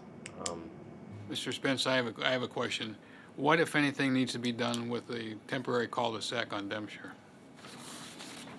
If that is truly a temporary cul-de-sac, what needs to be done to that? If in fact you were going to connect? You mean on I'm not saying you're going to Remington? connect, but if in fact you're going to connect, what has to be done to that? You mean at Remington? I'm sorry, Remington, yeah. Well, the developer would be responsible for cutting out the pavement, putting in new sidewalks, and extending those drives down to the new pavement. Gotcha, okay. Thank you. Commission, Mr. Sidoti? Well, so really you have no answer to that then? I mean, or should I ask the president? Well, we don't want to get into negotiation here this evening. No, I don't. I But know. I guess that's still open. Let me ask this question. Can we approve it subject to some sort of negotiation going on subsequent to our approval? I mean, can we approve the development plan without the interconnect? Is that a Now, feasible you're thing? approving a cul-de-sac over 600 or 1,500 feet, which I don't think we want to do. Okay. Mr. Chairman? Aren't we voting on a rezoning, not necessarily the development plan? Well, It's not a preliminary it's by subdivision. development, it's by development plan, right, Mr. It Spence? is by development Okay. plan. So, So yes, we are Okay, thank you. voting on that. Mr. Valeri, any comments? Mr. Chairman, my opinion would end up being, we make a formal recommendation to approve without the cut-through street. As we've done for other communities, we put a gate. We strike condition 1, which would be comments per the city engineer, and the fire department, strike the fire department, showing that the fire department's comment was requiring it as a cut-through street, and putting in a condition for a gate with a Knox box system for emergency cut-through only. Is that That's a a motion? motion. Mr. Chairman, Mrs. Simperman? we don't want to cancel out the fire department's comments. There were other comments. So it would be striking number 3 from the fire department's comments. So striking the new proposed Remington Drive shall be tied into the cul-de-sac of the existing Remington Drive to be able to provide a secondary access to the development. You're going to strike that? Yes. Now, if we were to approve this, Mr. Spence, it goes from us to council. Council can override us, correct? right, I mean, our recommendation is our recommendation. It goes to them. They can either accept our recommendation or make a modification to our recommendation. Okay. Does that change any thoughts? Okay. I would still keep that as a motion. Okay, is there a second to that motion? I'll second. Yes, call the roll. Mr. Perkovic? Yes. Mr. Sidoti? Yes. Mr. Valeri? Yes. Mr. Varga? No. Mrs. Simperman? Yes. Ms. Moritz? Yes. Mr. Snow? Yes. Okay, so that's the recommendation. We'll go forward with that. Now, once again, council can overturn that if they decide to. Appreciate your compromise on this. Okay. Mr. Blake, any comments? I mean, I don't mean to put you on the spot, but I will. Okay. Okay. Thank you. We're good there. Under old business, conditional use permit to allow modifications to the required buffer. Is that applicant here? There they are. I'll entertain a motion to remove it from the table. Motion to remove?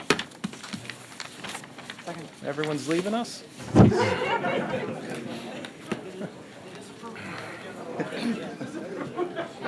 They don't care about the buffer.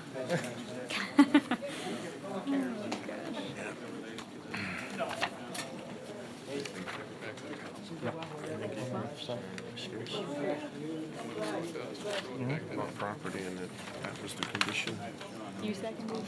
based on that property. I just feel really, Yeah. The fire department, the fire marshal was clear. He doesn't, Knox system. he wants to be. Oh, definitely. Definitely.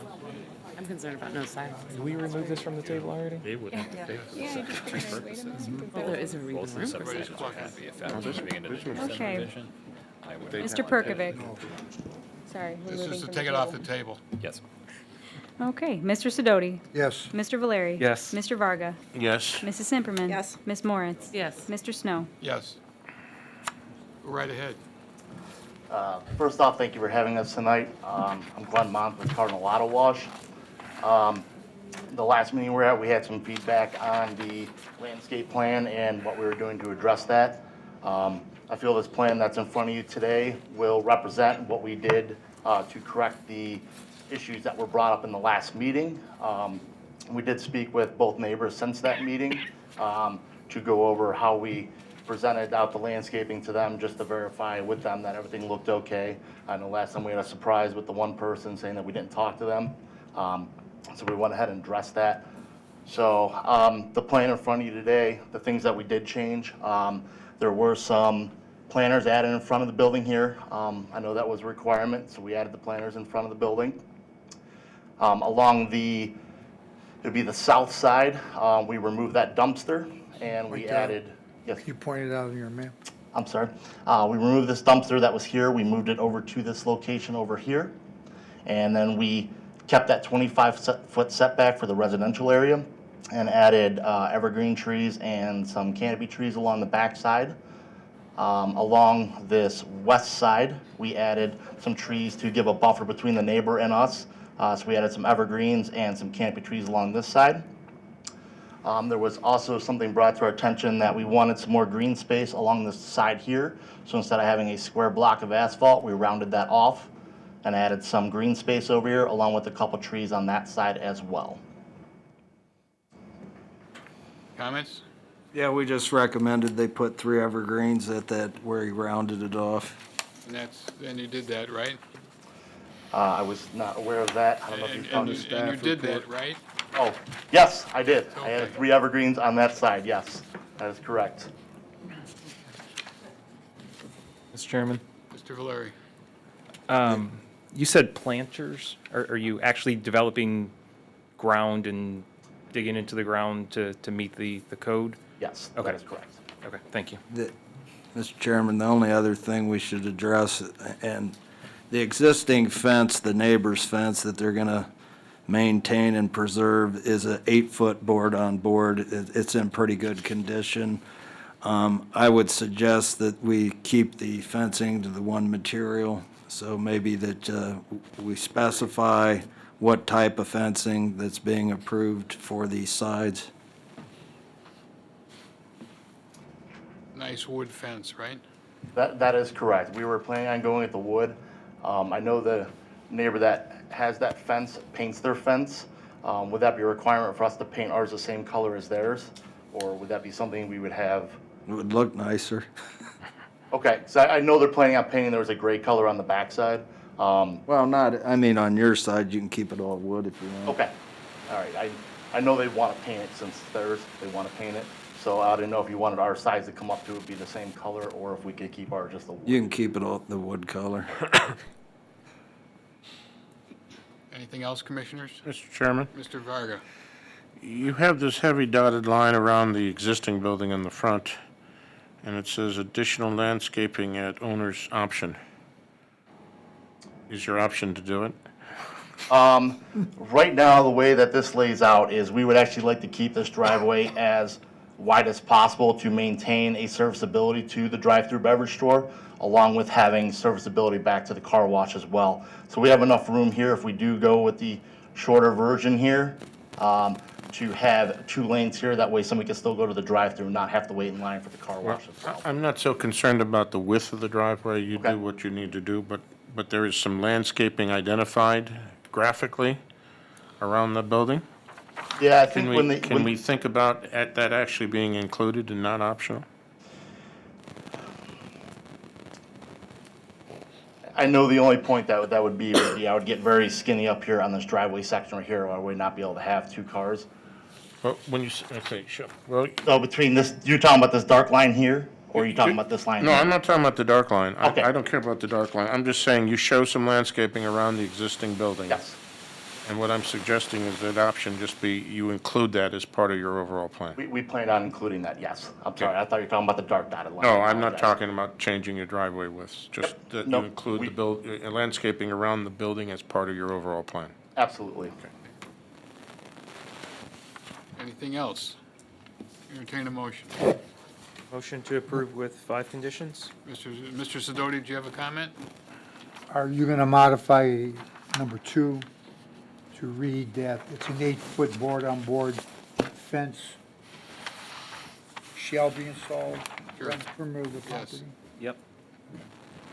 To match the Existing fence. existing Existing fence. owner's fence. So Jessica, That's what I is this said. making sense? Did I say that? got it. I thought I said that. Second. Okay. Mr. Perkovic?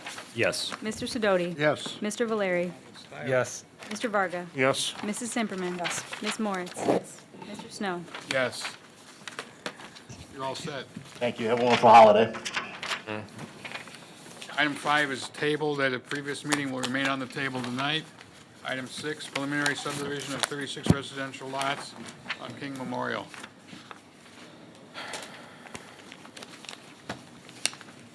Didn't bring any residents with you tonight, huh?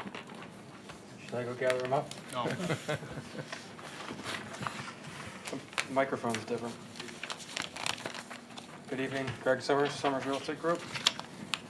We're here presenting the preliminary subdivision layout for the Woodlands of Menor subdivision. We've addressed a few issues that council required regarding the rear yard green space along the southern property boundary.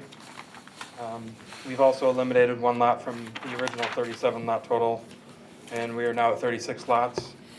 And we have also provided 2 parking spots at the central mailbox area. The final number for green space is at 31.4%. And one thing that we were glad that we were able to accomplish was we were able to actually connect the walking path that goes along the basin here. Originally, we just showed it between these 2 lots, I think 3 and 4 and 9 and 10, but we were actually able to get total connectivity here. So I think that'll lay out nicely. And we also submitted a preliminary landscape plan to give you an idea of what we're planning for that. And feel that we've addressed the issues discussed during the rezoning phase, as well as the administrative comments, and ask that the preliminary plan be approved. And welcome any questions or comments regarding the plan. Okay, Mr. Spence, comments, if any? None. Okay, commissioners? Mr. Chairman? Mr. Varga? It looks like from the original plan to the plan that you have now, it looks like the units have gotten much bigger. Is that true, or it looks that way graphically, that the units are bigger? Is that true?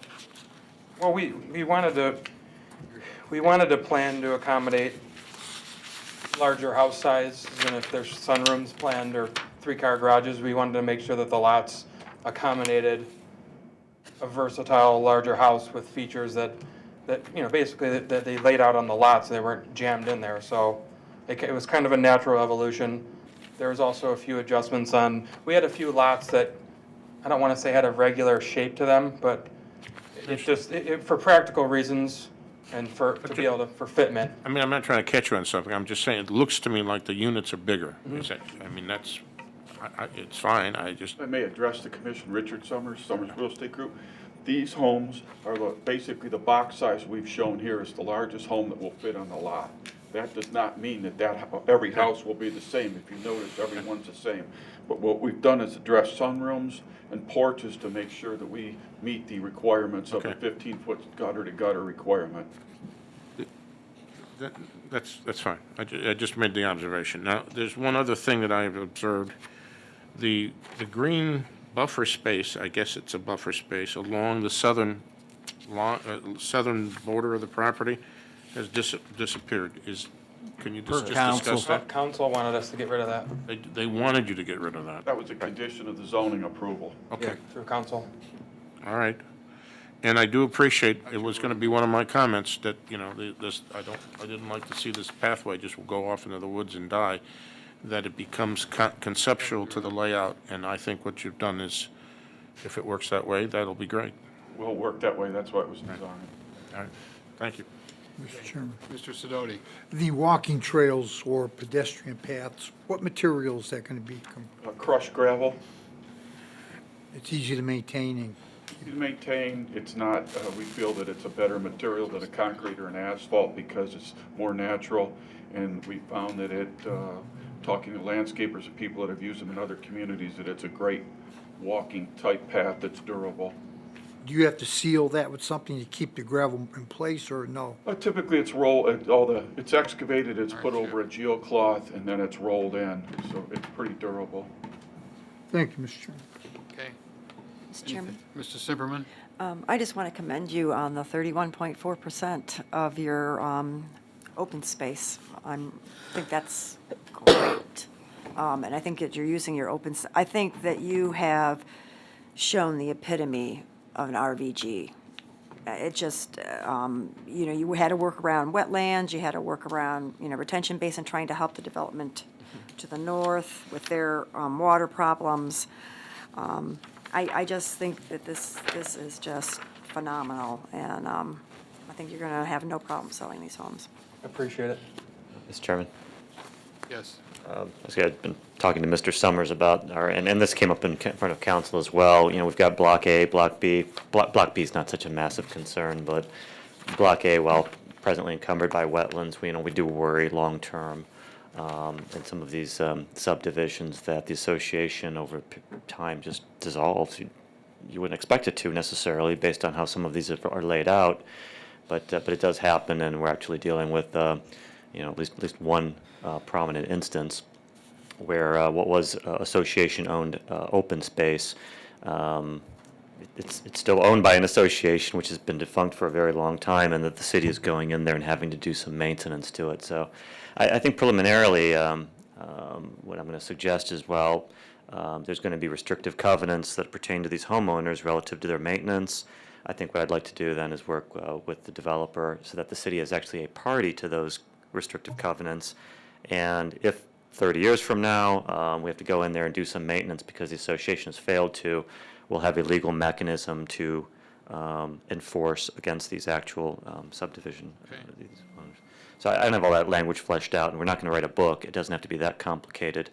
But I would request that the city be given party standing to those restrictive covenants. And We'll follow your lead on that. We actually, Mr. Zeman and I had a discussion about being able to, and apparently it can't be done under the current code, but we've seen in another community where they actually have language in the deed restrictions where if these people fail to maintain or the city has to do it, it can be assessed back on that houses.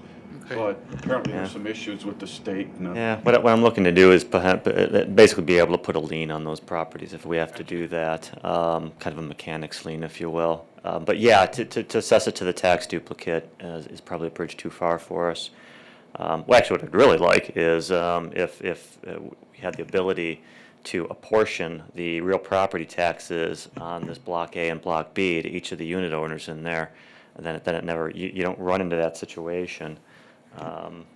That would be my ideal situation, remedy to that. But you don't think that's going to happen? No.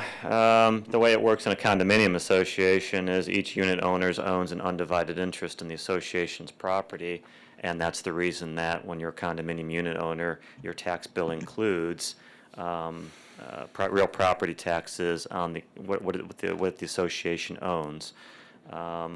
If there's a legal mechanism to do that for some of these RVG districts, that would be great. We're willing to cooperate with whatever Okay. law So department do we wants need to to put make that this in as a work. condition on this, or do you know that you're going to be? I guess the condition would be, the assistant law director figures out how to prevent this from becoming a problem 30 years from now. So. Is that your formal language? You want me to lawyer it up?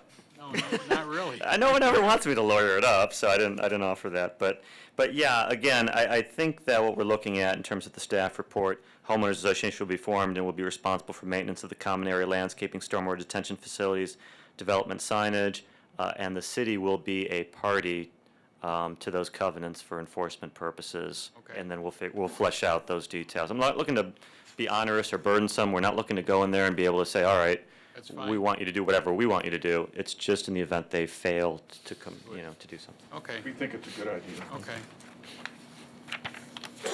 You got that right, Jess? Yeah, every word. Got it. Onerous. Owners, yeah. Is that a motion, Mr. Valeri? Motion to approve with 5 conditions, the 5th being Mr. Zeman's statement. Second. As dictated. See what happens when I lawyer it up? No one can, As you can't dictated to even. Jess. Is there a second? I'll second.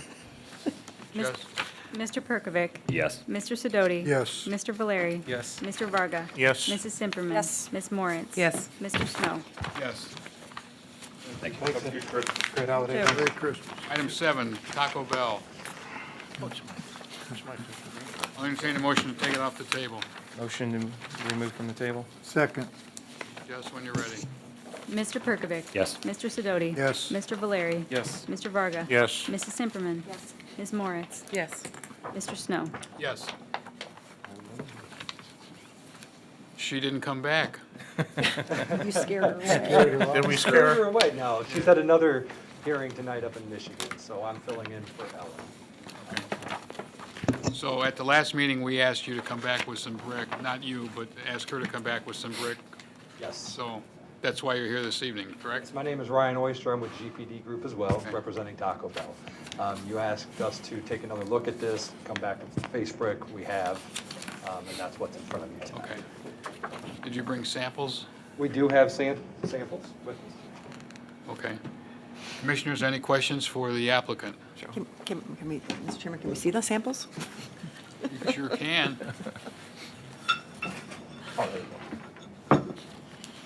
Those are awesome. Okay, Mr. Chairman, Mrs. Simperman.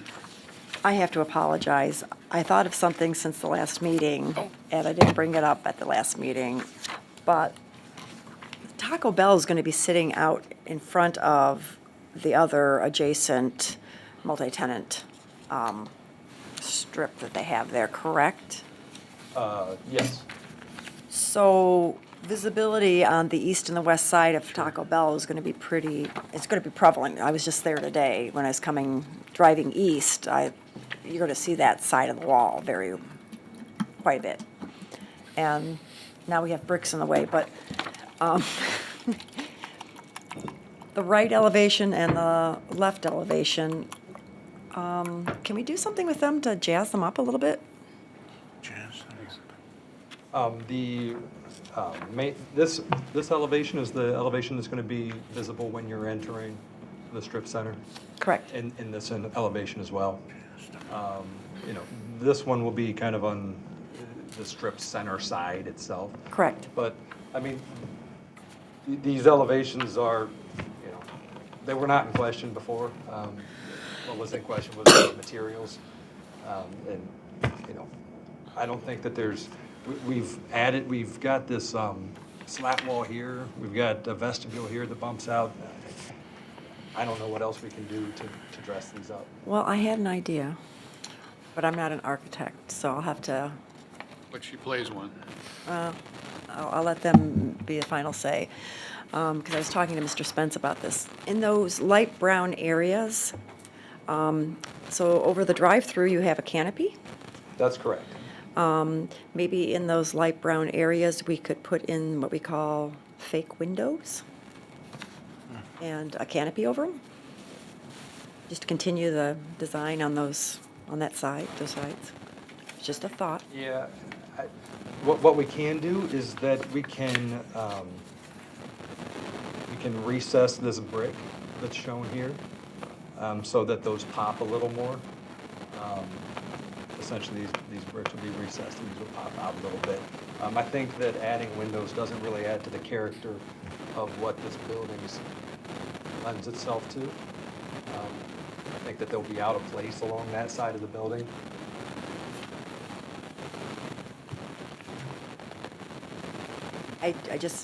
Those sides are going to be very visible. And I just dawned on me that it's sitting out in front of the rest of the buildings in that area. Mr. Chairman, Mr. Varga. appreciate all the brick. Yes, we loaded it up with brick. You loaded it up with brick.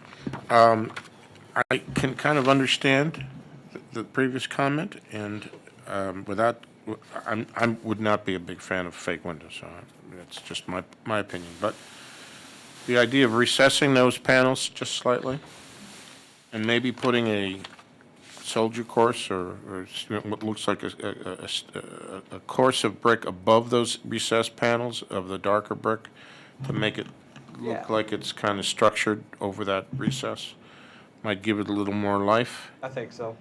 I don't know if at the corners or edges of that vertical brick, that you might be able to put some kind of a medallion or, now I'm getting kind of wishy-washy, but, just to maybe enhance that lintel look, maybe at the ends, like a 8x8 brick or something, rather than a...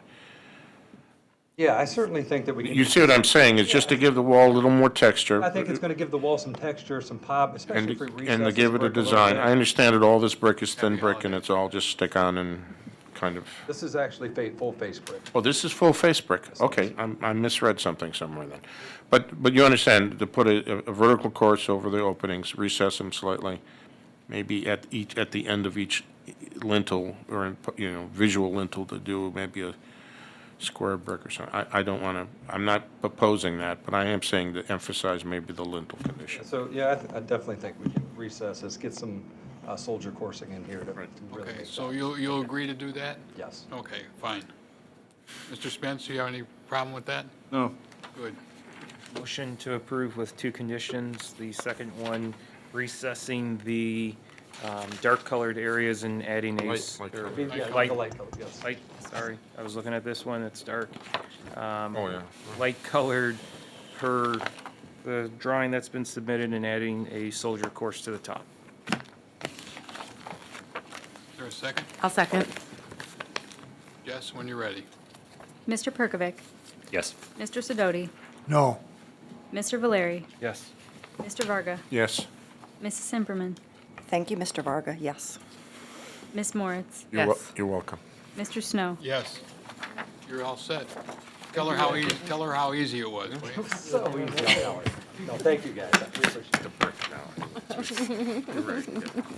Item 8 is tabled, remain on the table. Item 9 under new business, preliminary site plan of a commercial building at 7785 Plaza Boulevard. Boy,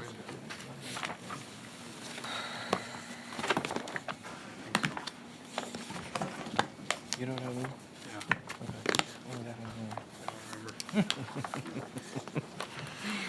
Which one is this?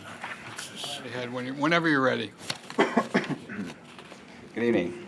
My name is Derek Leary. I'm with Kimley Horn, the civil engineer on the project. Thank you for your time this evening. We are proposing an Outback Steakhouse in the existing Dillard's parking lot within Great Lakes Mall. The building is going to be approximately 6,500 square feet and will contain brick on all sides with some stone accents. The site plan that we provided currently has 115 parking stalls, which meets the requirement of 104. With this site plan, we're also going to be reducing the impervious area on site. And then with that, we have landscape islands, foundation planning, all designed to meet the city code. With the reduction of the impervious area, we, as directed by the city, will still increase, or we will add a water quality structure to meet the new stormwater standards. All in all, staff's comments were well received, and we understand all of them. Our intent is to, as has been, revising the plans to meet all of these. And thank you for your time, and we're open to answering any Mr. Spence, questions. any comments? Yeah, the continuous parking spaces along Plaza will need one island, and I think that's in the staff report. And then we'll need a final landscape plan and a photometric plan with the final submittal. And I would hope that the commission would look at their elevations and give them some direction on that for final. So, at that time, but remember, it's Issue. visible from all four sides, so there is no back to the building, right? Right? Okay, good. All right.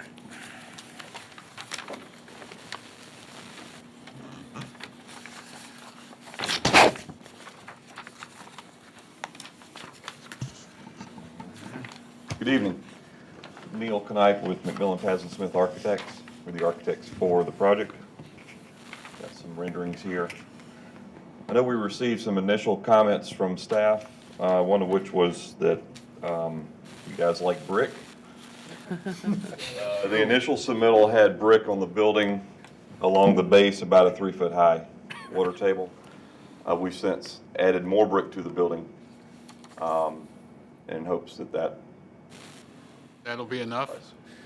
that would be enough. Hope that'll be enough. Mr. Spence, any comments relative to the EFS?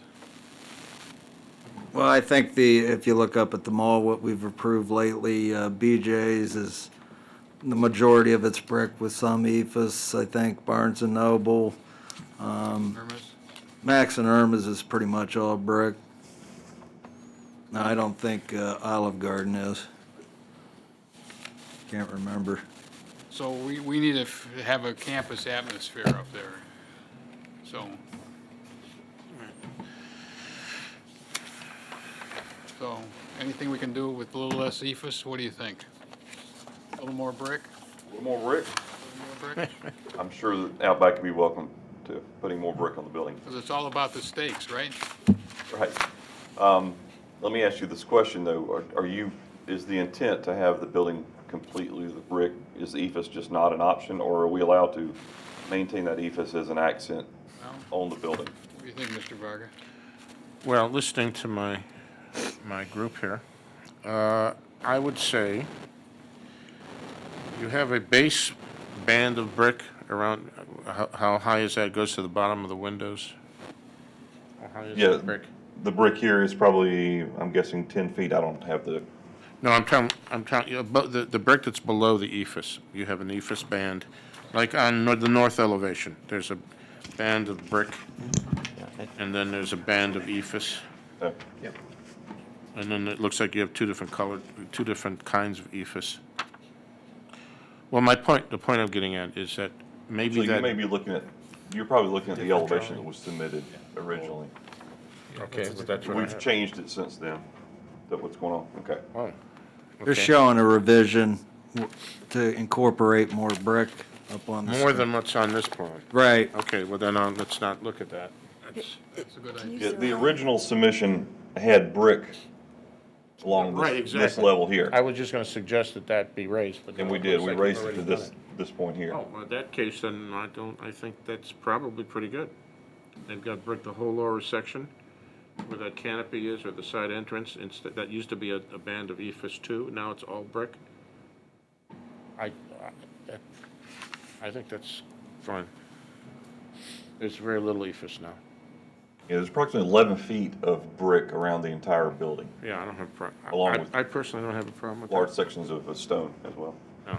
I was looking at the other plans, and it only had like 4 feet or something. Spence, That was any- the initial Any submittal. comments, Mr. Spence? No, I just wanted to get the commission's, he said he would show the revisions, and I wanted to get comments if you thought that was I acceptable. think that the revisions were in the right direction. I think they're aiming at the goal. Mr. Chairman, Mrs. Simperman? do you have a revised east elevation?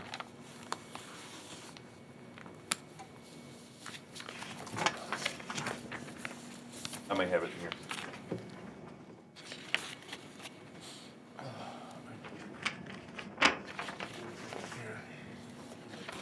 Yes. It's this elevation here. Mr. which Spence, can you the zoom color in? version. Oh, there, that's what I need. Okay. So what I'm seeing on the lower left-hand corner are the gates for the dumpster area? Dumpster gates here, as well as the personnel door here. Well, I'm going to voice what Mr. Snow usually voices, in that those gates being open would make Outback look really ugly, so we want to make sure that they're closed. They're always closed unless there's trash being picked up. Spring-loaded? We like. No, we- they're not spring-loaded, they're actually manually open and closed. We like spring-loaded so that there's no confusion as, are they closed or are they not closed? Okay. I mean, I don't know how you accomplish that necessarily, but that's the goal, is so that we don't look into a dumpster. Well, we started going to look at adding the springs to it. It's a security issue for Outback if those gates are open. So Sure. operationally, I can tell you that those gates are always closed unless trash is being picked up. Gotcha. Or there's a delivery being made through the personnel door. But I'll make note of that. Okay. Mr. Chairman? Simperman? How do employees have access to the dumpster area? Do they have actual access from inside the building to the dumpster? That's correct. Oh, okay, so they don't need to go outside, That's open correct. up? That's Okay. part of the security is so that, So Okay. the This only dumpster people is a using the secure doors zone. then would be the trash haulers? I'm sorry? The only people using the dumpster doors would be the trash haulers? That's correct. Oh, Okay. that's great. Mr. Chairman, Mr. Sidoti? given all the approvals, what's your timeline, commencement and completion? Well, from Outback standpoint, they'd like to be open tomorrow in this building, but obviously that's not reality. As quickly as they can this year, or in 2018, as soon as we get approval, the formal approval here at the level that we need, we'll start the construction documents. Not sure what the permitting process here is, if it's a 4-week or 8-week process. Probably 120 days construction, 150-day construction. Go ahead, Mr. So my Smith. guess is it'll probably be late summer. All right. If the plans are correct, it'd probably be 2 to 4 weeks. Really? That's If tremendous. you need revisions, then you gotta resubmit, it's gotta be re-reviewed by all the departments. I'll give you Jim Decker's. So we have to submit the perfect set of drawings. That would be nice. Got it. Matt Jerkowitz, Washington Prime Group. I just want to clarify timing so everybody gets a clear picture of what we're trying to accomplish. The pad construction, which will be under landlord's responsibility, will commence in late March, early April. And our expectation is we'll be able to deliver this to Outback in early summer. And then they'll be constructing from there. You're delivering the pad in early summer? I believe, yes, I believe as soon as we can get in early summer, as soon as we can get in once the thaw, comes about, we'll be in a position where we'll start on our pad work and we'll be delivering early summer. I think that's the expectation right now. Mr. Chairman? That actually will shorten the construction schedule a bit because it's a pad-ready site. Yep. So Mr. Sidoti had a maybe comment. fall It'll 2018. be fall 2018. If you know, what becomes of Outback's other property off of 615 next to the Audi dealership?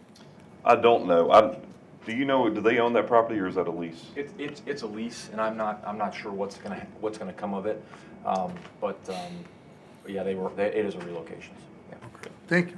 Mrs. Simperman. Can you show us the elevation with the map of Australia? Yes. Looks a little bit different when the color rendering than it does. So, it says Perth what? It's Cars? different city names from Australia. Oh, It's a geography lesson. Yeah. Mr. Chairman, actually, thank you. I was going to request a little bit more information regarding any content. That the There's map nothing display. in the image that connects with Outback or anything directly. so- It's simply a map of Australia with Yeah. city It's names. not signage? Unless it's conveying something, well, it's, It's a mural. Yeah, I think. well, the code prohibits murals. so it's not, Prohibits or allows? Prohibits, yeah. so it's not mural. Yeah. But as with the, well, bear with me. Good. It's all good. Must have misread something. As with Strike the, that from the record. yeah. As with the BJ's Brewhouse, however, they came in and they got architectural approval for their installations as art.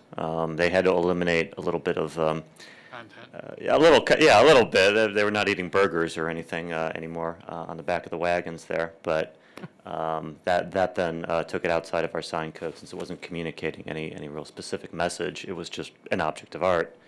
So again, if they keep it this close to the vest relative to it just containing sort of a bit of a geographic display, it's up to the Planning Commission, however, to determine whether or not, as an architectural component, it should be allowed in the building. So. We need to do that tonight? You would like that tonight, right? I would assume we would want to have some direction on that. Any comments, commissioners? I think it looks nice. Architectural treatment? Chairman, Looks good. I think it's a nice addition to that. My brick comment is that it's a nice addition. It's Okay, texture. okay, so that's good. Thank you.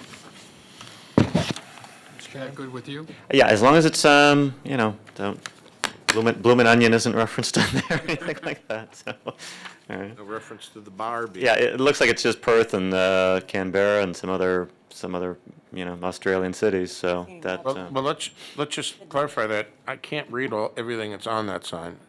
Is it just geographical places? Or is there any other content that we can't read? Port, That's all it is. Cairns. Yeah, it looks like it's just cities. So why don't we say this? Well, Why don't we can say- get you, I can get you the Why don't we details. say Maybe a better- it has to just say cities? How about if we do that? Or it's just, it doesn't say anything about content. It's just a geographic. Yeah, I think everything I can read on here is just So it's geography ju- in our it's city. just I mean, geography. Yeah, there's no references to steaks or shrimp. Again, or- I think if they submit beverage. a detailed, there has to be some diagram of exactly what it's going to be when it's installed. So I think if they can get that to the administration and take a look at that, so. The comments? Mr. Chairman? Mr. Valeri? Just to validate south elevation, the dumpster is brick, not ethos. Yes, that's You're- correct. okay. The dumpster enclosure is brick. Okay, just because the old rendering showed one thing, but what you're showing today. And also, the awning system, you're showing canvas. Can you look at using a metal instead of the canvas? I know it's only the 3 small pieces, or at least it doesn't look like there's anything else, but if you can explore not using the canvas. Yeah, absolutely. Thank you. Anything else, Mr. Spence? No, I think we've Okay, covered we it. got it? Okay. Motion to approve with 8 conditions. The 8th condition would be that a detail of the Australia map needs to be submitted to the administration and approved. Why don't we just do that detail as part of final site plan approval? That's fine. So that the commission can see it. Okay. That works. So the condition is detail Australia map needs to be submitted for No, I final. don't know that it needs to be a condition. It's just going to be part of the, Chairman? their submission. Yeah, I Mr. forgot something that I did want to say. Okay, Can go I- right Can I ahead. say it? All right.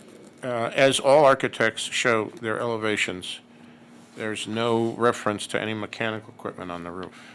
That's because it's all behind the parapet. Okay, I'm taking your word for that. I promise That you it is. that is a horizontal view of the elevation, that all the equipment is behind the parapet. You're confirming that. So that Maybe- I walk around this building in the parking lot, I'm never going to see any mechanical equipment. You can Right, that's provide what I wanted to know. elevation details showing the parapet height and the Yeah, mechanical. we can supply that and it'll show the mechanical equipment dotted in. That's fine, That's that's good. the answer I wanted. Okay, was there a second? Motion to approve with 7 conditions. There's a second? Yes. Mr. Perkovic? Yes. Mr. Sidoti? Yes. Mr. Valeri? Yes. Mr. Varga? Yes. Mrs. Simperman? Yes. Ms. Moritz? Yes. Mr. Snow? Yes. Okay.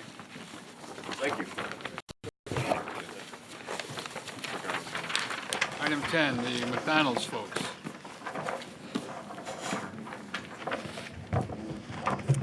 Yeah, that one's yours. Thank you.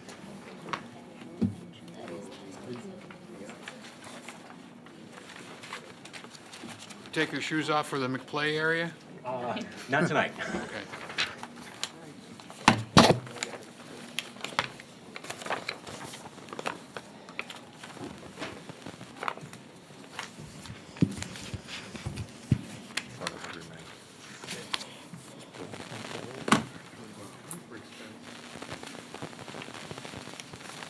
Go right ahead, I'm sorry. No, no problem. Good evening, Jim J.P. Potachik with Larson Architects, 12506 Edgewater Drive, Lakewood, Ohio. Thank you for having us at the meeting this evening. As has been known to Mentor, we have been in the process of rebuilding some stores or renovating some stores to kind of move the brand from the 1970s double mansard arch or double mansard roof thing to a more contemporary look. In this case, instead of a rebuild, this is being considered as a renovation to try to adopt that new contemporary look for the building. So I was going to start with the site plan. Essentially, most of the mechanics of the existing site plan are going to remain unchanged. The drive-through lane is still tucked around the back. We're going to rework a little bit of the parking to put the ADA parking stalls a little more proximate. And then in doing so, we're going to make the balance of the site, there's been a full ADA survey that's been done for the store so that this site becomes 100% ADA compliant. So basically, most, if not all, of the adjustments we're making to the hardscape are just to deal with ADA compliance, essentially.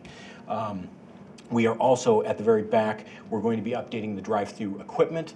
McDonald's is going to adopt a new digital menu standard, which basically means that the 4-panel menu board gets condensed to 2 digital menu boards essentially, and then a covered canopy order point so that it's always sunny in Mentor, but for those days when it's not, it offers affords a little bit of cover for people when they make their order. In terms of the building itself, I can start with the big picture.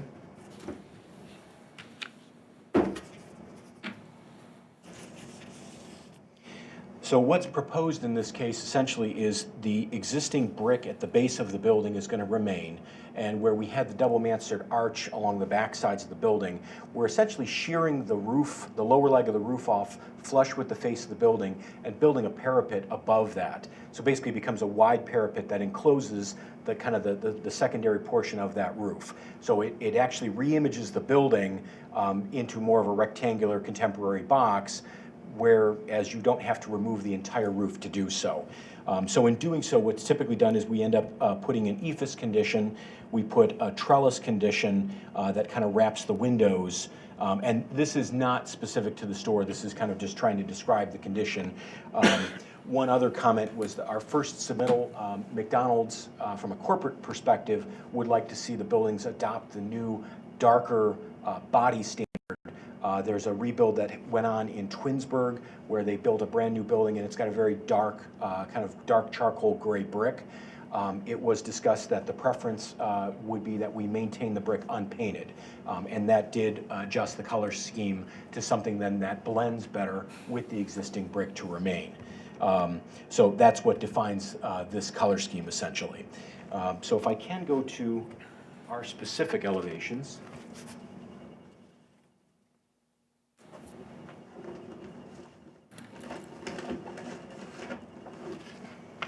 So across the front of the building, we're going to add this brand element, which is to be painted this darker charcoal color. The official, it's Iron Mountain. So that would be this element here, and this element on the non-drive-through side as well, as basically as an overbuild to this condition. The upper portion of the building would be done in the Chelsea gray where we're above the existing brick. Where we are infilling existing brick, we're going to do brick to match. There's only a couple spots. There's one in the front here. There's one where we're removing an existing bump out to make it flush, again, to kind of reinforce that rectilinear condition for the box itself. And then the trellises themselves, basically, this is slightly off, but the cityscape is kind of a silvery gray color. It's a little more muted than the anodized.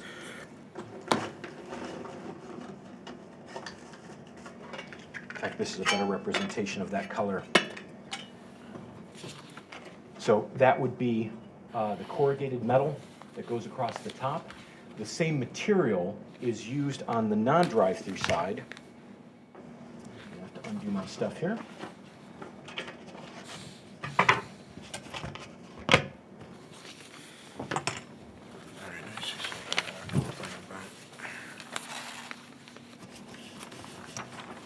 So as we walk the back of the building, basically all of this remains unchanged with the addition of some lighting.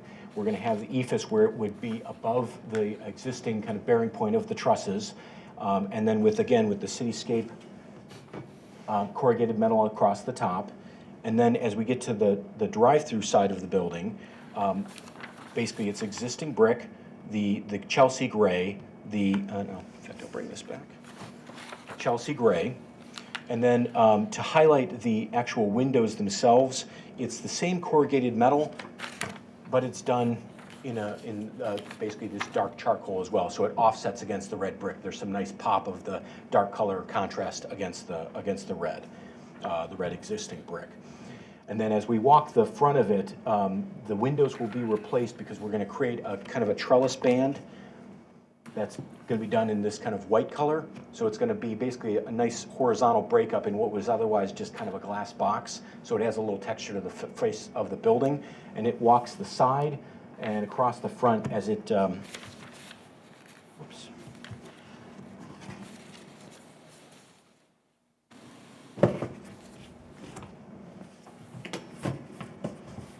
As it walks across the front of the play place box itself. So that's essentially the scope of what this is. I'm happy to entertain any questions, or if there's any other comments. I just have one question. It's not relative to the architecture or anything like that. It's the apron on Palisades Boulevard. I noticed that, I think it's been asphalted over now. It was pretty rough there for a while.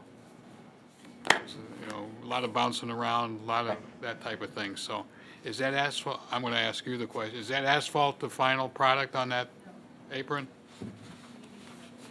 Okay, good, thanks. Personal preference. Commissioners, questions for the applicant? Mr. Chairman? Mr. Valeri? I think it looks nice. I'm looking at the scheme that you've provided, and there's a couple optional items here instead of the ephes. You're showing a potential tile and that, what was it, the niche that I think other applicants have shown us before. Is there something that you can do besides all of the ephes? I mean, you're minimizing quite a bit of it, but you've got that front feature and then that top band. Is there any other materials that you can look at? In terms of, let me go back to the elevation for the front.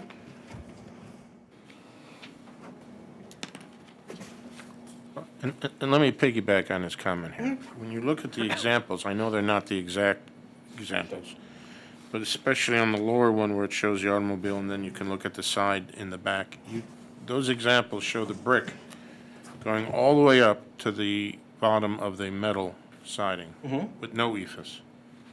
The ephes is where the McDonald's sign is and it wraps around the front. But I notice in this example, it shows the brick going all the way up. However, your plan has a band of ephes that is still below the metal. Is there, could we ask for the brick to go all the way up to the underside of the metal? Is there a reason why it doesn't? Well, right now, the masonry as existing stops at 9.4 right now. And basically, because we're going to leave the trusses bare on that exterior masonry wall, there's really like no dimension to continue the bearing condition of the brick, because you're otherwise going to be cutting the trusses back past their bearing point to put it in. So you're telling me there is a reason? There's a logistical structural reason that we won't be able to, because if we keep cutting the trusses back, I've eliminated the bearing condition on that outside masonry wall. And that's why generally, and again, these are good examples, but they're poor examples because they're not reflecting the structural condition that we're dealing with. So, I mean, personally, I mean, for what it's worth, Yeah, you go ahead. I'm sorry. Oops. Go ahead, Mr. Valeri. So then we're back to still the same question. What other options do we have besides just the ephes? Understanding your comment with the brick, but Taco Bell presented us before with a material, which I believe it was basically the cement board, which was stamped almost to appear as though it was brick. Okay. And that was one of the things that they presented, and we told them, no, we wanted real brick. However, here could be an application where we may be able to make something like that work. Yeah, and again, some of these unfortunately have to be brokered backwards, so this would be something, because McDonald's, again, they have their own rules for how to approach this. When we were told that we should not be painting the brick, we had to go back and request a kind of a variation. Well, what if we do keep it? I'll likewise have to circle that back to them. I guess even just looking at the scheme that you provided, there's two other options. If you could take that back and explore one of those other options. Understood. So the part of the problem is, if you look at this for some of the fiber cement or the tile, it's also noted under new construction. Yeah, so that's. I'm just going off of what you've presented, and if there's an opportunity to go back and have that conversation. Okay. I mean, we just saw an Outback that gave us quite a bit of brick. Taco Bell gave us quite a bit of brick, so if there's an option that you can look at, that is all that I'm asking. Understood. We're dealing with a renovation versus new construction, so there's a little less flexibility. That's all I'm, but happy to explore it. Thank you. Any other questions? Mr. Chairman? Mr. Varga? I introduced this thought at the end of the last presentation, and I did a little research driving by. The thing that never shows up in architectural elevations are the mechanical units, which in this building are quite prominent when you drive by. You see them on the roof as you approach the building from about a 45-degree angle, and as you go past, you see the ones on the other side. We ask for these things to be, you can't change the parapet height of the roof or of the walls, then we ask for them to be put behind some kind of screening. And I would think, this would be my recommendation, is if you could screen it with the same kind of metal material, the same color and material you have at the top of the wall, it might all look like it belongs there. And I can comment that one of the standards that this embraces is that a standard McDonald's with a double mansard roof is 16 foot forward to the top of coping. This moves it 2 feet higher on all the perimeter and has this brand wall which does raise it up. It doesn't necessarily change the existing coping height of the play place itself and its unit. Well, I saw more than 2 feet of mechanical unit. That was my point. So, are we doing final approval today, or just preliminary approval? Well, it's architectural reimaging, so. Okay, well, here's then the condition. The condition is from the street at some 45-degree angle. Don't want to see any mechanical units. Understood. Or any parts of mechanical units. So my recommendation would be to use a similar material as your top wall and then close it, and then it'll all look like it belongs there. Okay. Mr. Chairman? Mr. Valeri. My recommendation would be to table, to give you the opportunity to go back and explore another option besides the EFS. If we were to vote on this, we'd be voting as is. I would like to see another option. So if we were to table, is that going to cause any issues with the timeline for you guys? When's the next meeting? Yeah, this would be a January. Is it every month? 18th. 18th? Yeah. It's a month, it's almost 4 weeks. 3 weeks.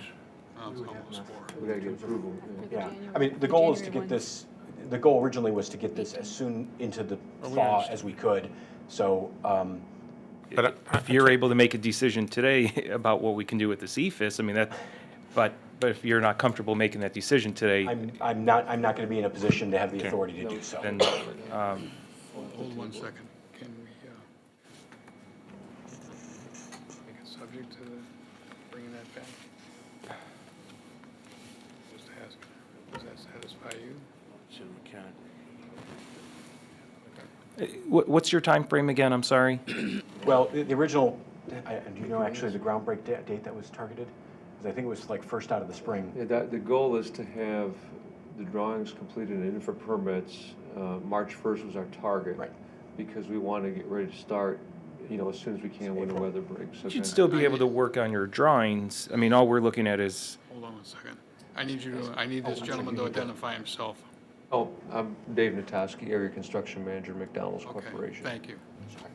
I guess my feedback would be is you'd still be able to go down the path of your drawings. I mean, really, we're just looking at the exterior finish of it, which is ultimately the entire reimaging, but it shouldn't stop you from being able to put together a bid pack. No, we could do a lot of it. So Yeah, drawings are we'd so have to hold tied off together. sections at this point, and structural would not be able to start if we don't know what the. I'm still going to make a motion to table. I really do want us to explore another option. And if you're not comfortable making that decision today, I think the table would be the right. Mr. Varga, you had a comment? Well, and I would like to see what the enclosures of the mechanical equipment are, and we could do that at the same time. One thing that we're exploring in another community simultaneous with this was the notion, there's an existing brick-based building that they were emphatic about the fact that they wanted to look, they didn't want the EFS at all.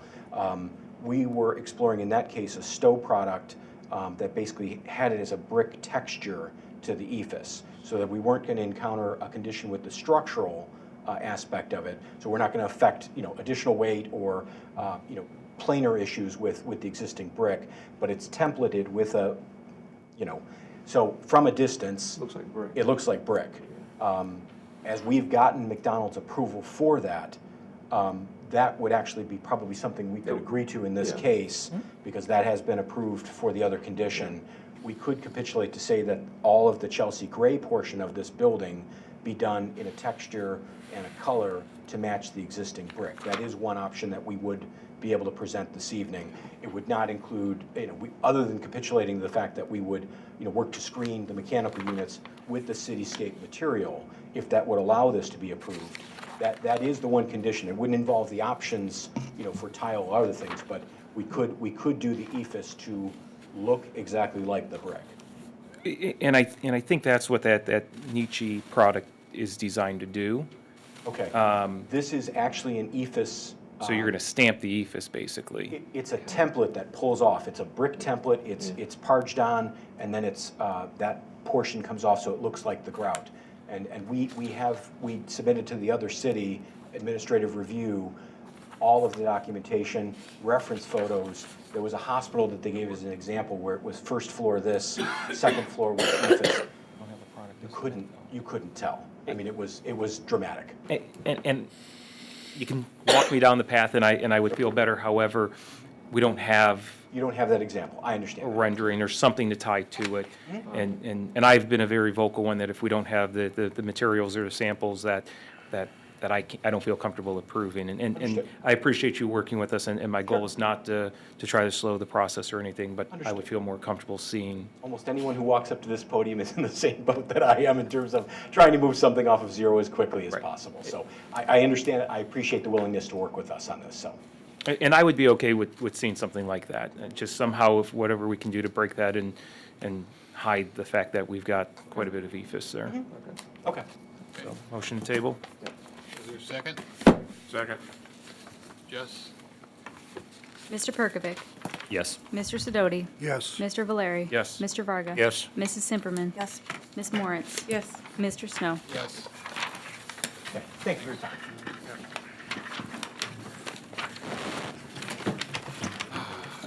Do I, Lori, do I? Merry Christmas, everybody. Same you. Merry Christmas. Director's report? Do you have anything?